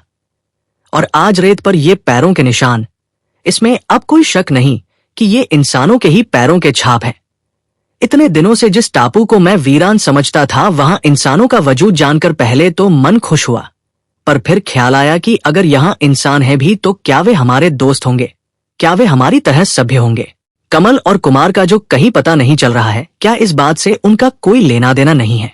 कुमार और कमल आखिर गए कहा। बाघा का पूरा बदन लहूलुहान है और गुफा के सामने खून बिखरा पड़ा है। ऊपर से इन अनजान लोगों के पैरों के निशान। ये सब देखकर साफ लग रहा है कि यहाँ के लोगों ने या तो उन्हें बंदी बना लिया है या फिर मार डाला है। रामहरी रुआसी आवाज में बोला कि बाबू पक्का कोई जंगली जानवर आकर कुमार और कमल बाबू को खा गया है। विमल इतना टूट चुका था कि उसके मुंह से एक शब्द भी नहीं निकला और वो दोनों हाथों से मुंह छिपाकर रेत पर ही बैठ गया। मैंने उसका हाथ पकड़कर हिलाया और कहा कि विमल उठो। विमल ने चेहरा उठाकर मायूसी से पूछा कि उठकर क्या करूंगा विनय बाबू? मैंने कहा कि कुमार और कमल को ढूंढने जाना होगा। विमल की आंखों में आंसू भर आए और बोला कि क्या वे अब भी जिंदा होंगे? मैंने कहा कि मुझे यकीन है कि वे मरे नहीं हैं। इस रेत पर जिनके पैरों के निशान हैं, वही उन्हें पकड़ कर ले गए हैं। ये सुनते ही विमल की मायूसी गायब हो गई और वो एक झटके में खड़ा होकर बोला कि ये बात तो अब तक मेरे दिमाग में आई ही नहीं। तो फिर चलिए, अगर वे बंदी हैं तो उन्हें हर हाल में आजाद कराना होगा। मैंने कहा कि रुको विमल, इतनी हड़बड़ी ठीक नहीं है, पहले हम खाना पीना तो कर लें।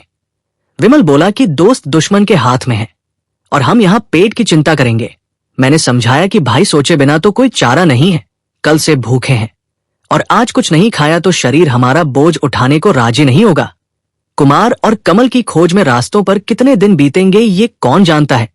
बड़ी बेरुखी के साथ विमल हमारे साथ गुफा में वापस आया। रामहरी ने उन पुराने जमाने की बत्तखों के पर साफ किए और जल्दी से चूल्हा सुलगाया। जैसे तैसे थोड़ा उबला हुआ मांस खाकर और रास्ते के लिए थोड़ा साथ लेकर हम तीनों जब फिर से निकले तो सूरज पश्चिम की तरफ ढलने लगा था। मेरा मन था कि आज आराम करके कल सुबह निकलेंगे, पर विमल से जरा भी सब्र नहीं हुआ। उसने एक बार भी ये नहीं सोचा कि कुछ घंटों बाद रात होते ही हमें रास्ते में ही सुस्त होकर बैठना पड़ेगा, क्योंकि अंधेरे में हम कुछ ढूंढ नहीं पाएंगे। समंदर के किनारे रेत पर उन निशानों का पीछा करते हुए हम आगे बढ़ने लगे। बाघा अकेले गुफा में रहने को कतई राजी नहीं हुआ तो उसे भी साथ लेना पड़ा। वो लंगड़ाते हुए हमारे आगे आगे चलने लगा। पहाड़ और समंदर के बीच से रेत पर वे अनगिनत निशान साफ दिख रहे थे। हम टापू के जिस तरफ जा रहे थे वहां पहले कभी नहीं आए थे और वहां जहां तक नजर जा रही थी बस पहाड़ों की कतारें थी। ज्यादातर पहाड़ छोटे थे और कोई 100 फुट से ऊंचा नहीं था। उन पहाड़ों के बीच छोटे बड़े जंगल थे। चलते चलते मुझे लगा कि टापू के इस अनजाने हिस्से में न जाने पुराने जमाने के और कितने खौफनाक जीव रहते होंगे। शायद आज रात ही उनसे सामना हो जाए और कल की तरह मौत फिर सामने खड़ी हो। ये सब सोचकर मन घबराने लगा। पल पल की इन मुसीबतों से लड़कर जिंदा रहना भी बेकार सा लगने लगा। न खुशी है, न शांति और न चैन के 2 पल। क्या इसे ही जिंदगी कहते हैं? हमारे 2 साथी गायब हैं और पता नहीं फिर कभी उन्हें देख पाएंगे या नहीं। ऐसे ही किसी आफत में एक दिन हमारा भी खेल खत्म हो जाएगा और मुल्क में किसी को खबर तक नहीं होगी। मरते वक्त अपने किसी रिश्तेदार का चेहरा तक नसीब नहीं होगा। यही सब सोचते हुए मैं चला जा रहा था। विमल और रामहरी भी खामोश थे, शायद वे भी यही सब सोच रहे होंगे। करीब 2 घंटे बाद सूरज बादलों के पीछे ओझल हो गया और नीले समंदर पर शाम का साया मंडराने लगा। थोड़ी दूर और चलने के बाद हम जहां खड़े हुए वहां 2 पहाड़ों के बीच एक जंगल था और पैरों के निशान उसी जंगल के अंदर जा रहे थे। मैंने कहा कि विमल, सामने रात है और अब जंगल के अंदर जाना क्या सही होगा? विमल बोला कि पर जाए बिना तो काम नहीं चलेगा। मैंने समझाया कि पर जाकर भी क्या फायदा, अंधेरे में पैरों के निशान नहीं दिखेंगे और अगर हम खुद ही रास्ता भटक गए तो फिर कुमार और कमल को कौन बचाएगा? विमल ने पूछा कि तो फिर क्या रास्ता है? मैंने राय दी कि आज की रात इसी पहाड़ के ऊपर गुजार लेनी चाहिए और कल सुबह जंगल में घुसेंगे। रामहरी ने भी मेरा साथ दिया और विमल ने ठंडी सांस भरकर कहा कि ठीक है। ठीक उसी वक्त बाघा अचानक गुर्राने लगा। मैंने चौंक कर चारों तरफ देखा पर कुछ नजर नहीं आया। बाघा के सिर पर चपत मारकर मैंने कहा कि चुप रह बाघा, चुप रह। पर वो नहीं माना और कुछ कदम आगे बढ़कर वैसे ही गुर्राता रहा। रामहरी बोला कि बाघा ने पक्का कुछ देखा है, वो बेवजह नहीं चिल्लाता। आखिर क्या देख लिया बाघा ने? इधर उधर देखते हुए अचानक मेरी नजर जंगल की एक जगह पर पड़ी, क्योंकि वहां के पेड़ पौधे हल्के से हिल रहे थे। 2 कदम आगे बढ़ा और ठिठक कर रह गया। डर के मारे देखा कि पेड़ों के पत्तों के बीच अंधेरे में 2 खौफनाक आंखें जल रही हैं। उन क्रूर आंखों में कितनी बेरहमी और तेजी थी। वहां कोई दया का भाव नहीं था। पेड़ों के पीछे छिपा वो जीव कौन है जो इतनी लालची नजरों से हमें ताक रहा है? वो जानवर है या इंसान या फिर कोई पिशाच?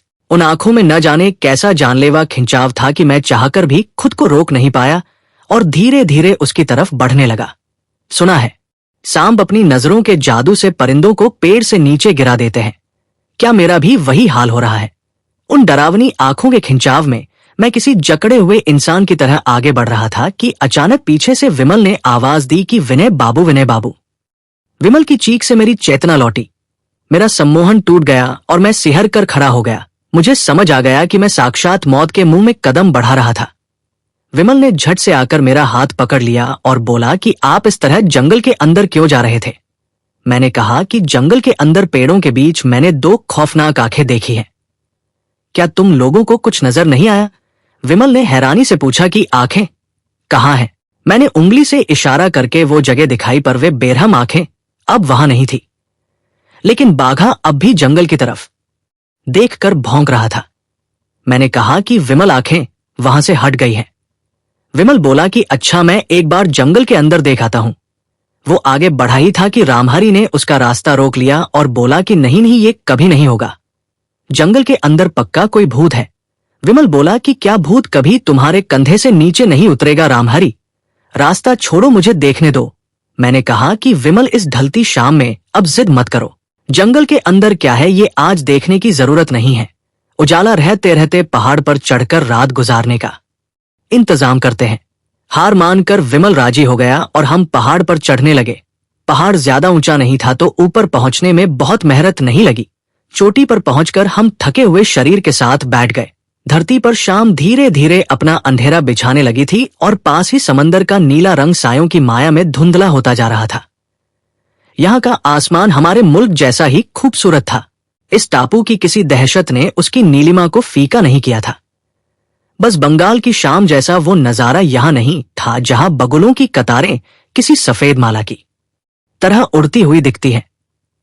पहाड़ के बगल वाले जंगल को देखा तो एक नई बात समझ आई। यहां जैसे विशाल पेड़ थे वैसे पूरे टापू में कहीं नहीं थे। कई पेड़ तो हमारे पहाड़ की चोटी से भी ऊपर तक अपनी टहनियां फैलाए आसमान की तरफ बढ़ गए थे। मुझे अंदाजा नहीं था कि पेड़ इतने ऊंचे भी हो सकते हैं। इन पेड़ों के नाम या प्रजाति का मुझे कोई इल्म नहीं था। रात खैरियत से गुजर गई और पानी की कमी के सिवा कोई और तकलीफ नहीं हुई। सुबह जब आसमान का नीला चेहरा गुलाबी होने लगा तब हम पहाड़ से नीचे उतर आए। कल जहां मैंने वे आंखें देखी थी, बाघा सबसे पहले वही दौड़ा। उसने जंगल के आसपास बड़े ध्यान से गर्दन घुमाकर देखा और सब कुछ सूंघा और फिर पूंछ हिलाता हुआ बड़े शांत भाव से हमारे पास लौट आया। बाघा के तेवर देखकर हम समझ गए कि जंगल में अब कोई दुश्मन नहीं छिपा है। हमने राहत की सांस ली और उन दो पहाड़ों के बीच वाले अरण्य में कदम रखा। वो जंगल घना तो था पर बहुत उलझा हुआ नहीं था। ऊपर से दोनों तरफ के बड़े पेड़ों के बीच से एक सुंदर सा पगडंडी जैसा रास्ता बल खाता हुआ आगे जा रहा था। इस जंगल के बीच ऐसा रास्ता किसने बनाया होगा? बिना लगातार आवाजाही के ऐसा रास्ता कभी नहीं बन सकता, पर यहाँ आता जाता कौन है? हमारे मन में बस यही सवाल उठता रहा, पर इस अनोखे रहस्य का कोई सिरा हाथ नहीं लगा। हम उसी रास्ते पर आगे बढ़ते रहे। चारों तरफ पेड़ पौधे और जंगल एकदम शांत खड़े थे। बस कभी कभी हल्की हवा से भोर की रोशनी में पेड़ों के चिकने पत्ते किसी करह की तरह आवाज करते हुए हिल उठते थे। इसके अलावा कहीं भी जीवन का कोई निशान नहीं था। ये खामोश सन्नाटा बहुत ही अजीब और डरावना था। जंगल के किनारों पर धूप की सुनहरी चमक देखकर मुझे लगा जैसे वो आधी रात की खामोशी के बीच किसी चोर की तरह चुपके से घुस आई हो। ऊपर से एक और बेचैनी थी। उन विशालकाय पुराने जीवों के जंगल में घुसकर हमारे मन में जो दहशत पैदा हुई थी, यहां भी वैसी ही एक आहट महसूस होने लगी। ऐसा लगा जैसे कोई छिपकर हमारे साथ साथ चल रहा है और कोई ओट से हमारे पूरे बदन पर अपनी भूखी निगाहें टिकाए हुए है। हम आगे पीछे और दाएं बाएं और ऊपर नीचे हर तरफ देखते पर कोई दिखाई नहीं देता। फिर भी डर खत्म नहीं हो रहा था और रोंगटे खड़े हो रहे थे। यह हमारे मन का वहम भी नहीं था, क्योंकि बाघा भी चलते चलते अचानक रुक जाता और कान लगाकर कुछ सुनता और फिर गुर्राने लगता। साफ दिन के उजाले में भी कोई अनजाना खौफ इंसान के मन को ऐसे जकड़ सकता है, ये मुझे पहले कभी यकीन नहीं होता। इसी तरह डरते डरते हम करीब 1 कोस का रास्ता पार करके एक खुले मैदान के पास आ पहुंचे। सामने से पेड़ों का हरा पर्दा हटा और एक अद्भुत और कल्पना से परे नजारा दिखाई दिया। मैदान के एक किनारे फिर से एक विशाल झील थी, जिसकी गहराई सूरज की जादुई किरणों में मलमल और मणियों की तरह चमक रही थी। झील के बीचों बीच किसी तस्वीर जैसा पेड़ों और लताओं से ढका एक छोटा सा टापू था और उस टापू की हरियाली को चीरकर एक पिरामिड जैसा पहाड़ सिर उठाए खड़ा था। सबसे हैरान करने वाली बात यह थी कि पहाड़ के सीने से बीच बीच में आग की अनगिनत लपलपाती लपटें हु करके बाहर निकल रही थी। ऐसा लग रहा था जैसे आग के ढेरों सांप बहुत गुस्से में किसी अदृश्य दुश्मन को बार बार डसकर फिर बिल में घुस रहे हों। झील के पानी में उस आग के खेल की परछाई पड़ने से वो नजारा और भी रोमांचक हो गया था। हम हैरानी से पत्थर बने खड़े रहे। ऐसा अनोखा दृश्य आंखों ने पहले कभी नहीं देखा था। ये जितना अजीब था उतना ही सुंदर और गंभीर भी। रामहरी अचानक वही ले गया और बड़े भक्ति भाव से दंडवत प्रणाम किया। मैंने पूछा कि ये क्या रामहरी, तुम किसे प्रणाम कर रहे हो? रामहरी उठकर बैठा और बोला कि बाबू देवता को। देवता? कहाँ है देवता? उसने बड़े सम्मान के साथ पहाड़ की तरफ उंगली दिखाई और बोला कि वो देखिए देवता वही विराजमान है।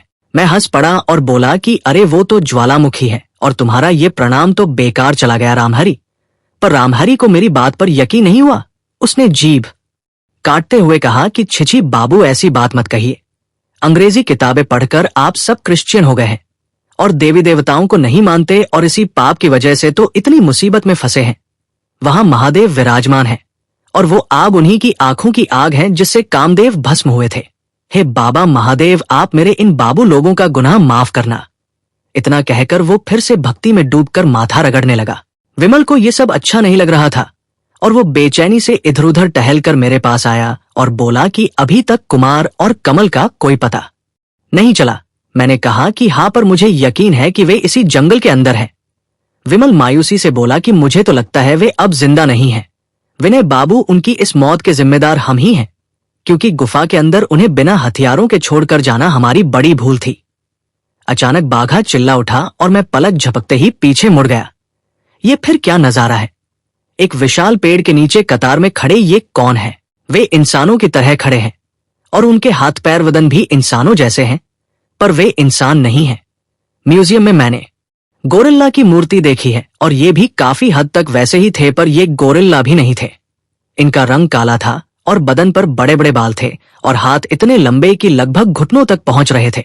शरीर के मुकाबले उनके सिर छोटे थे और चेहरे की बनावट काफी हद तक इंसानों जैसी थी, पर बहुत ही बदसूरत।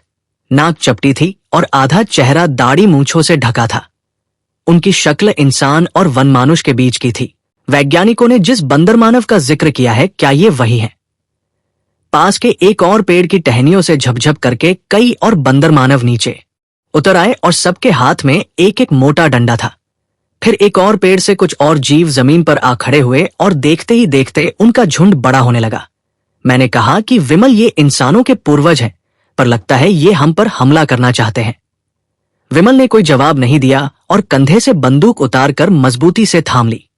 ये बंदर मानव अब हम पर हमला करना ही चाहते हैं, इसमें कोई शक नहीं रहा, क्योंकि वे धीरे धीरे झुंड बनाकर हमें चारों तरफ से घेरने की कोशिश करने लगे। वे अजीब अजीब इशारे और चीखें मारकर न जाने क्या कह रहे थे। वे बेमतलब के शब्द थे या उनकी अपनी कोई भाषा, ये समझना हमारे बस का नहीं था। मैंने कहा कि विमल, अगर जान बचानी है तो दौड़कर उस झील के किनारे चलो, वरना अगर इन्होंने हमें पूरी तरह घेर लिया तो बचने का कोई रास्ता नहीं रहेगा। विमल ने बस हूं में जवाब दिया, लेकिन बंदर मानव भी शायद हमारी चाल समझ गए थे, क्योंकि जैसे ही हम झील की तरफ मुड़े उन्होंने एक खौफनाक चीख से आसमान दहलाते हुए हम पर हमला कर दिया। विमल ने बिना किसी हिचक के अपनी बंदूक चला दी और मैंने भी ट्रिगर दबा दिया। अचूक निशाने पर लगते ही दो जीव हाथ पैर पटकते हुए जमीन पर गिर पड़े और छटपटाने लगे। बंदूक की गर्जना और अपने दो साथियों का ये हाल देखकर बाकी बंदर मानव हक्के बक्के रह गए और मूर्तियों की तरह अपनी जगह ठिठक गए। उन्होंने अपनी जिंदगी में कभी आग उगलने वाले हथियार नहीं देखे थे और ये समझ ही नहीं पाए कि किस जादुई मंत्र से हमने उनके साथियों की ये हालत कर दी। वे डर और हैरानी के मारे सुन्न रह गए। इसी मौके का फायदा उठाकर हम झील की तरफ भागे। जब हम लगभग पानी के पास पहुंच चुके थे तभी एक और आफत खड़ी हो गई। झील के ऊपर कुछ लंबी नावें तैर रही थी और हर नाव में इंसानों जैसे दिखने वाले बहुत से लोग सवार थे। नावें तेजी से किनारे की तरफ यानी हमारी ओर ही बढ़ रही थी। मुझे लगा पक्का बंदरमानुओं की एक और टोली ने जलमार्ग घेर रखा है। सोचा था तैरकर झील के उस टापू पर पहुंच जाएंगे, पर अब वो रास्ता भी बंद दिख रहा था। पीछे मुड़कर देखा तो मैदान में बंदरमानुओं का झुंड और भी घना हो गया था। घायल साथियों के पास खड़े होकर वे बहुत गुस्से में हाथ पैर नचा रहे थे और कई हमारी तरफ लाठियां लहराते हुए चीख रहे थे। हमारी तरफ से बाढ़ा ने भी अपनी पूंछ पटकते हुए उनकी चीखों का जोरदार जवाब देना शुरू कर दिया। रामहरि घबराकर बोला कि बाबू, अब हम किस तरफ जाएं? विमल बोला कि फिर से जंगल के अंदर चलो, वहां शायद छिपने की कोई जगह मिल जाए। वैसे भी जंगल में खुद को बचाना आसान है।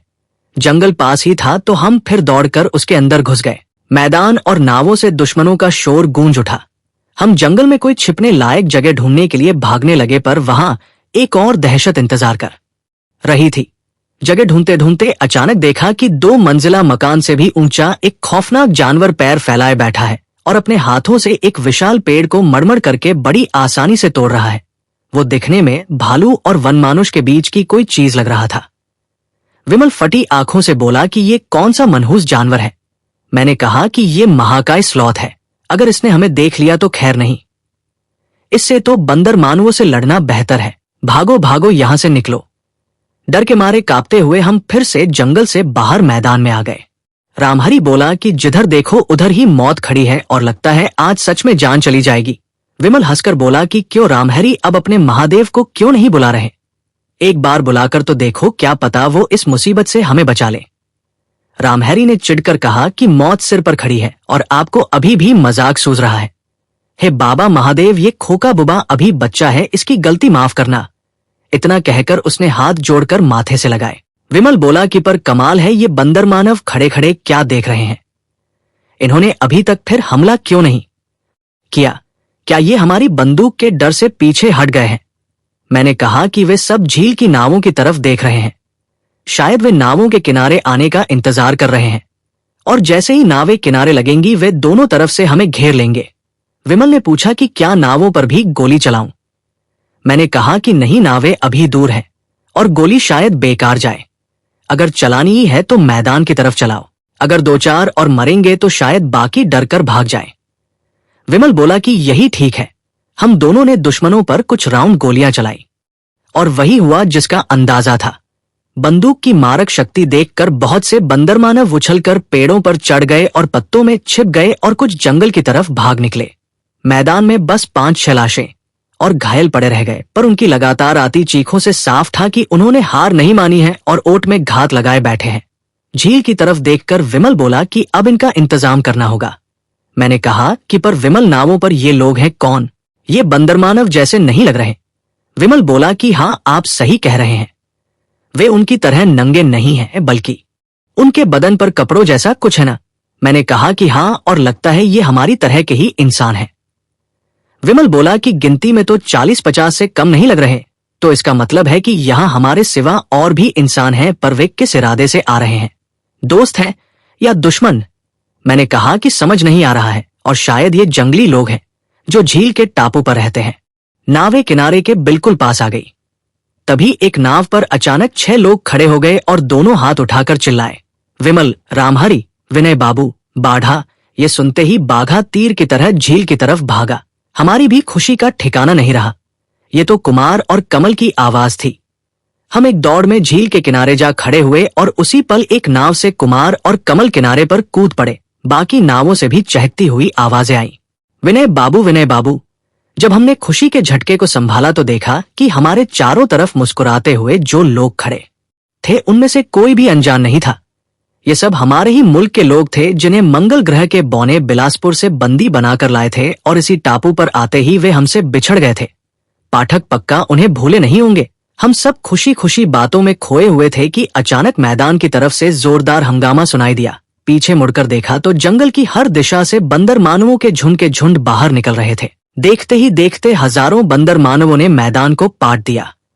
अचानक भयानक शोर मचाते हुए वे सब एक साथ फिर से हम पर हमला करने बढ़े। विमल ने फिर से अपनी बंदूक तानी, पर कुमार बोला कि अब बेकार का खून खराबा करने से कोई फायदा नहीं है। चलिए नावों पर सवार हो जाइए। इन बंदर मानवों के पास झील में आने की हिम्मत नहीं है। हम सब अपनी जान लेकर नावों पर चढ़ गए और मजबूत पतवारों की मदद से नावें टापू की तरफ बढ़ गई। विमल, आओ हम नावों पर सवार हो जाए। ये लोग तैरना नहीं जानते और पानी से बहुत डरते हैं। मैंने भी हामी भर दी कि हाँ, यही ठीक रहेगा। इनसे लड़ने के चक्कर में अगर हमारा कोई आदमी मारा गया तो आज के इस मिलन की खुशी फीकी पड़ जाएगी। हम सब जल्दी से नावों पर चढ़ गए। जब तक बंदर मानव झील के किनारे पहुंचे तब तक हमारी नावें उनकी पहुंच से बाहर जा चुकी थी। नाकाम गुस्से में उन्होंने हम पर बड़े बड़े पत्थरों की बारिश कर दी, पर वे हम तक नहीं पहुंच पाए। जवाब में अगर हम बंदूक चलाते तो उन्हें अच्छा सबक मिलता, पर हमारा मन अब और गोलियां बर्बाद करने का नहीं था। नावें अब झील के उस टापू की तरफ बढ़ने लगी। मैंने पूछा कि कुमार, तुम लोग यहाँ कैसे पहुंचे? ये तो बताया ही नहीं।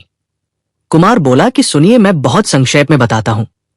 जिस दिन आप लोग शिकार की तलाश में निकले थे उसी रात उन वनमानुषों ने हम पर हमला कर दिया। उन्हें हमारा पता कैसे चला ये मैं नहीं जानता।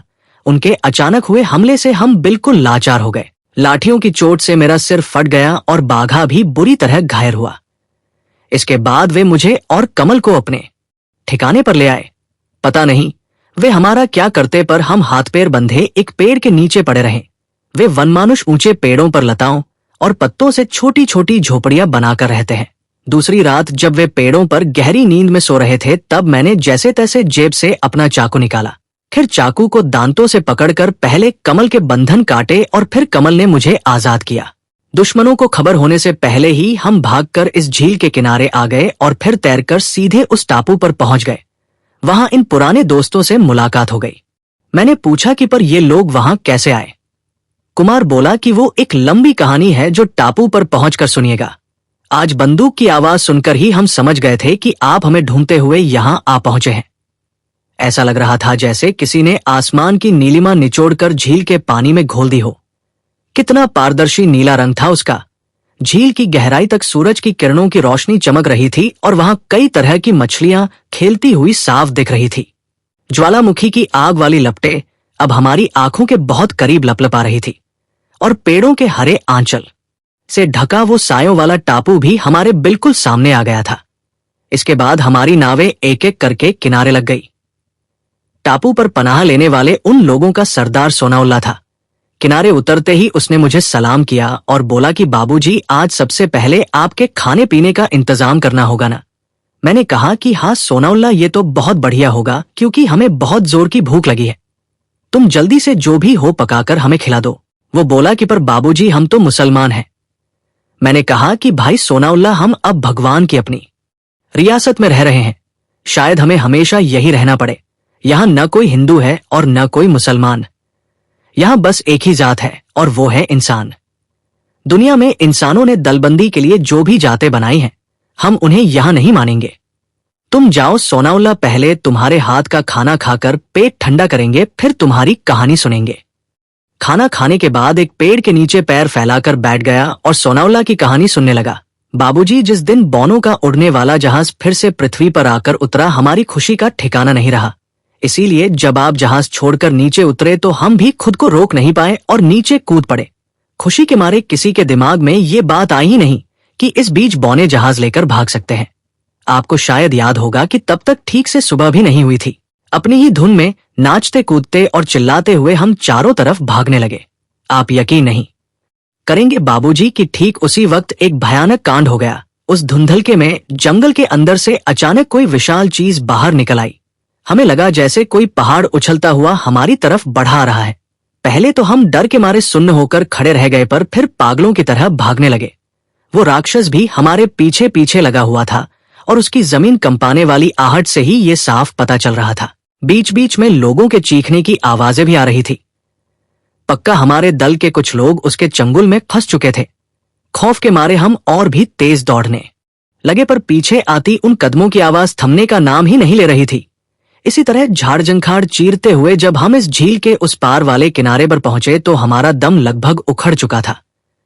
हम वहीं जमीन पर गिर पड़े और सुस्ताने लगे, पर ज्यादा देर आराम नसीब नहीं हुआ क्योंकि अचानक बिजली कड़कने जैसी एक दहाड़ सुनाई दी और मुड़कर देखा तो वो पहाड़ जैसा राक्षस जंगल से बाहर निकल रहा है। हम सबने तुरंत झील के पानी में छलांग लगा दी।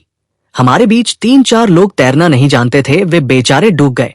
वो मनहूस जीव उछलता हुआ पानी के किनारे तक आया, पर जब देखा कि इतने सारे शिकार हाथ से निकल गए हैं तो गुस्से में आसमान की तरफ मुंह करके खूब चिल्लाने लगा।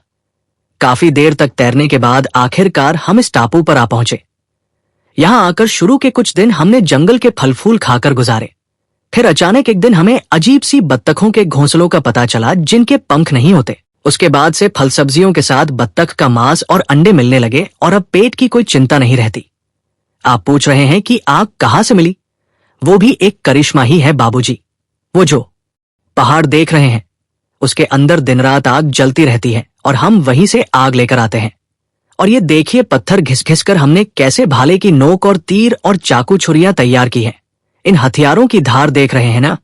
इन्हीं छुरियों और कुल्हाड़ियों से पेड़ काटकर हमने कुछ नावें भी बना ली हैं ताकि जरूरत पड़ने पर जलमार्ग से भी आ जा सके। खुदा के फजल से हमें अब और कोई तकलीफ नहीं है, पर कुछ दिनों से एक नई मुसीबत खड़ी हो गई है। हर रात कोई अनोखा जानवर हमारा सुराग पाकर हमें बहुत परेशान कर रहा है। अब तक वो हमारे दल से 5 लोगों को उठाकर ले जा चुका है और हम किसी भी तरह उससे पीछा नहीं छुड़ा पा रहे हैं। एक रात चांदनी में मैंने उस जानवर को देखा था। दिखने में वो बाघ जैसा ही है, पर असल में बाघ नहीं है, क्योंकि वो बाघ से कहीं ज्यादा बड़ा है और उसके मुंह के दोनों तरफ हाथी जैसे 2 लंबे दांत निकले हुए हैं। क्या कहा बाबूजी? पुराने जमाने का खंजर दांत वाला बाघ? वो कैसा बाघ होता है? खैर, वो बाघ हो या जो भी हो, अब इस टापू पर हमारा गुजारा नहीं होगा। अगर वक्त रहते यहां से जान बचाकर नहीं भागे तो एक एक करके सब मारे जाएंगे। आप बता सकते हैं कि यहां से आखिर हम कहां जाएं? सोनाउल्लाह की कहानी खत्म हुई तो विमल बोला कि सोनाउल्लाह, तुम्हारी बहादुरी की दाद देनी पड़ेगी। इस अनोखे मुल्क में तुम लोगों ने ऐसा संसार बसा लिया है। सोनाउल्लाह अपनी दाढ़ी सहलाते हुए बोला कि लेकिन बाबूजी, ये संसार अब हमें समेटना होगा, वरना वो खंजरदांत वाला बाघ पक्का हमें अपना निवाला बना लेगा। मैंने मशवरा दिया कि सोनाउल्लाह, तुम लोग एक काम क्यों नहीं करते? हम जिस गुफा में इतने दिनों से रह रहे थे वो काफी बड़ी और महफूज है। वहां आराम से 100 लोग समा सकते हैं। चलो हम सब मिलकर वही वापस चलते हैं। सोनाउल्लाह ने पूछा कि वो जगह यहां से कितनी दूर है बाबूजी? मैंने कहा कि ठीक ठीक तो नहीं बता सकता, पर पहाड़ की चोटी से जो देखा है उसके हिसाब से यहाँ बस यही एक टापू है। अगर ऐसा है तो हम नावों पर सवार होकर पूरब वाले जंगल के पास उतरेंगे और वहां से पहाड़ बिल्कुल नजदीक पड़ेगा। सोनाउल्लाह मान गया और बोला कि फिर यही सही रहेगा। हम कल सुबह ही यहाँ से कूच करेंगे और मैं सबको खबर दे आता हूँ। इतना कहकर वो चला गया। रामहरी मुंह लटकाकर बोला कि इनके दल में मुसलमान ही ज्यादा है। गुफा के अंदर इतने सारे मुसलमानों के साथ रहने से हमारा धर्म भ्रष्ट हो जाएगा बाबू। मैंने चुटकी ली कि अगर धर्म का इतना ही डर था तो आज इनके हाथ का बना मांस और रोटी कैसे खा ली रामहरी? वो बोला कि किसने कहा कि मैंने मांस खाया है? सब चुपके से बाघा को खिला दिया और मैं बस फल फूल खाकर हूं। विमल हंसते हुए बोला कि तो फिर तुम एक काम करो रामहरी, हम अपनी गुफा में लौट जाते हैं और तुम अकेले यही रहो। यहाँ तुम्हारे महादेव भी हैं जिनकी तुम जी भरकर पूजा कर पाओगे और तुम्हारा धर्म भी बच जाएगा। रामहरी चिढ़कर बोला कि खोका बुबाहर, बात में मजाक अच्छा नहीं लगता, और वो गुस्से में पैर पटकता हुआ वहां से चला गया। अगले दिन सुबह हम नावों में बैठकर निकल पड़े। काफी देर बाद हम जहां जाकर रुके उसके ठीक सामने वही डरावना जंगल था जहां रास्ता भटक कर हमारी जान पर बनाई थी। वहां हम नावें छोड़कर उतर गए। किनारे की रेत से मैदान की तरफ देखते ही मुझे दूर समंदर के किनारे अपना जाना पहचाना पहाड़ आसमान की तरफ सिर उठाए खड़ा दिखा। 2 घंटे बाद हम अपनी उसी पुरानी गुफा में वापस आ गए। उसी दिन शाम को अंधेरा गहराते ही एक भयानक तूफान उठा। वैसा तूफान पहले कभी नहीं देखा था। समंदर के सीने से लहरों के रोने की ऐसी आवाज आ रही थी कि दुनिया के बाकी सारे शोर उसमें डूब गए। तूफान के थपेड़ों से हमारा पहाड़ तक थरथर कांपने लगा। मैंने कहा कि विमल, याद है ना, ऐसे ही एक तूफान ने हमें इस टापू की तरफ खींचा था। विमल बोला कि बिल्कुल याद है, और उस दिन की बात क्या जिंदगी भर भूल पाऊंगा। कुमार ने हसरत से कहा कि काश आज का ये तूफान इस टापू को खींचकर हमारे मुल्क की तरफ ले जा पाता। ऐसी बातें करते और तूफान का शोर सुनते हुए हम एक एक करके सो गए। अचानक बहुत से लोगों के शोर और धक्का मुक्की से मेरी नींद खुल गई। सुना कि कमल चिल्लाकर कह रहा है कि विनय बाबू जहाज जहाज। मैं झटपट उठकर बैठा तो देखा कि गुफा के अंदर भोर का उजाला आ चुका है और मेरे पास विमल, कुमार, कमल और रामहरी बहुत उत्तेजित खड़े हैं। मैंने पूछा कि क्या माजरा है, तुम लोग इतना शोर क्यों मचा रहे हो? विमल बोला कि जल्दी उठकर बाहर आइए विनय बाबू, टापू के पास एक जहाज आकर खड़ा हो गया है। ये सुनते ही मैं एक छलांग में खड़ा हो गया और दौड़कर गुफा के बाहर आया। अपनी नम आंखों से देखा कि आसमान और हवा में अब तूफान का कोई निशान नहीं था और नीले समंदर पर एक लाल रंग का विशाल जहाज शान से खड़ा था। आंखों के सामने उस जहाज को देखकर जैसे हमारे गंगा के पानी से धुले और आम कटहल के पेड़ों से घिरे और कोयल पीहे की आवाजों वाले बंगाल की असली तस्वीर उभर आई। खुशी का वो पहला जोश कम हुआ तो मैंने सबको बुलाकर कहा कि भाइयों देखो, इतने दिनों बाद आज भगवान ने हमारी तरफ मुड़कर देखा है। देश लौटने का ऐसा मौका फिर कभी नहीं मिलेगा।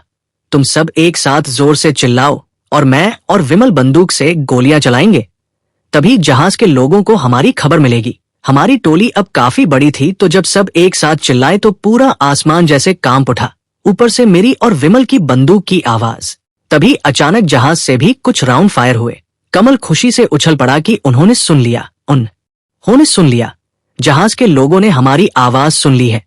कुमार बोला कि देखो, जहाज से 2 नावें नीचे उतारी जा रही हैं और कुछ लोग रस्सी की सीढ़ी के सहारे नीचे उतर रहे हैं। रामहरी बोला कि देखने में तो ये सब जहाजी गोरे लग रहे हैं। दो नावें किनारे की तरफ बढ़ने लगी। रामहरी की बात सच निकली, क्योंकि नावों पर नीली वर्दी पहने हुए विदेशी खलासी थे।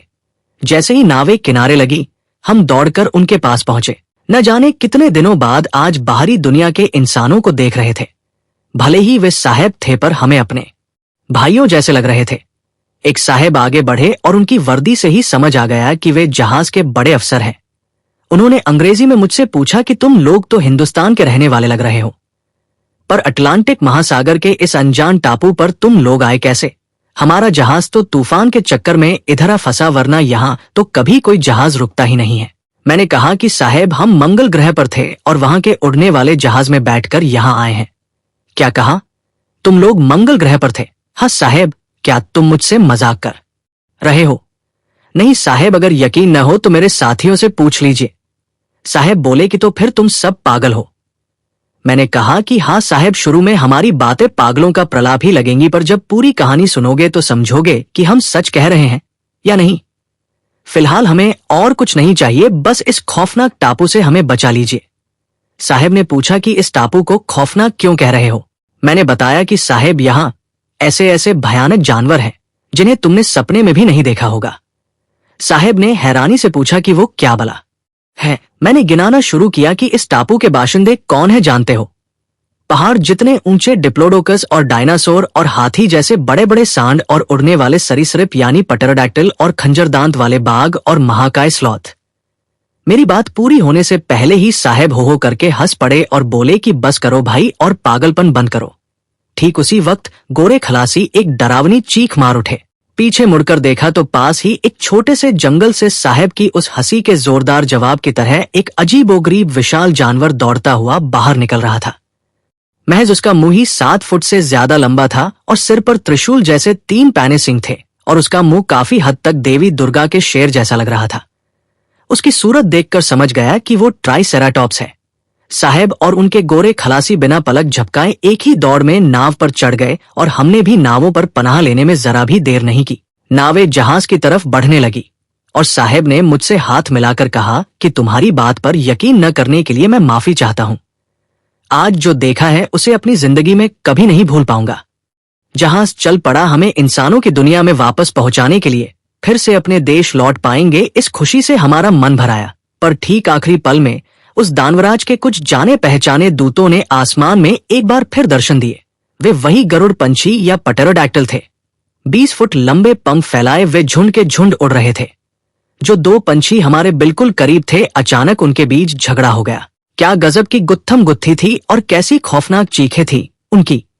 पूरा जहाज डर और ताज्जुब के मारे सुन्न होकर वो अनोखा नजारा देखता रहा। कई गोरे खलासी घुटनों के बल बैठकर दुआ मांगने लगे और एक पादरी ने अपना क्रॉस ऊंचा कर लिया। सबकी सूरत देखकर लग रहा था कि वे इन्हें उड़ने वाली प्रेतात्माएं या नरक के दूत समझ रहे हैं।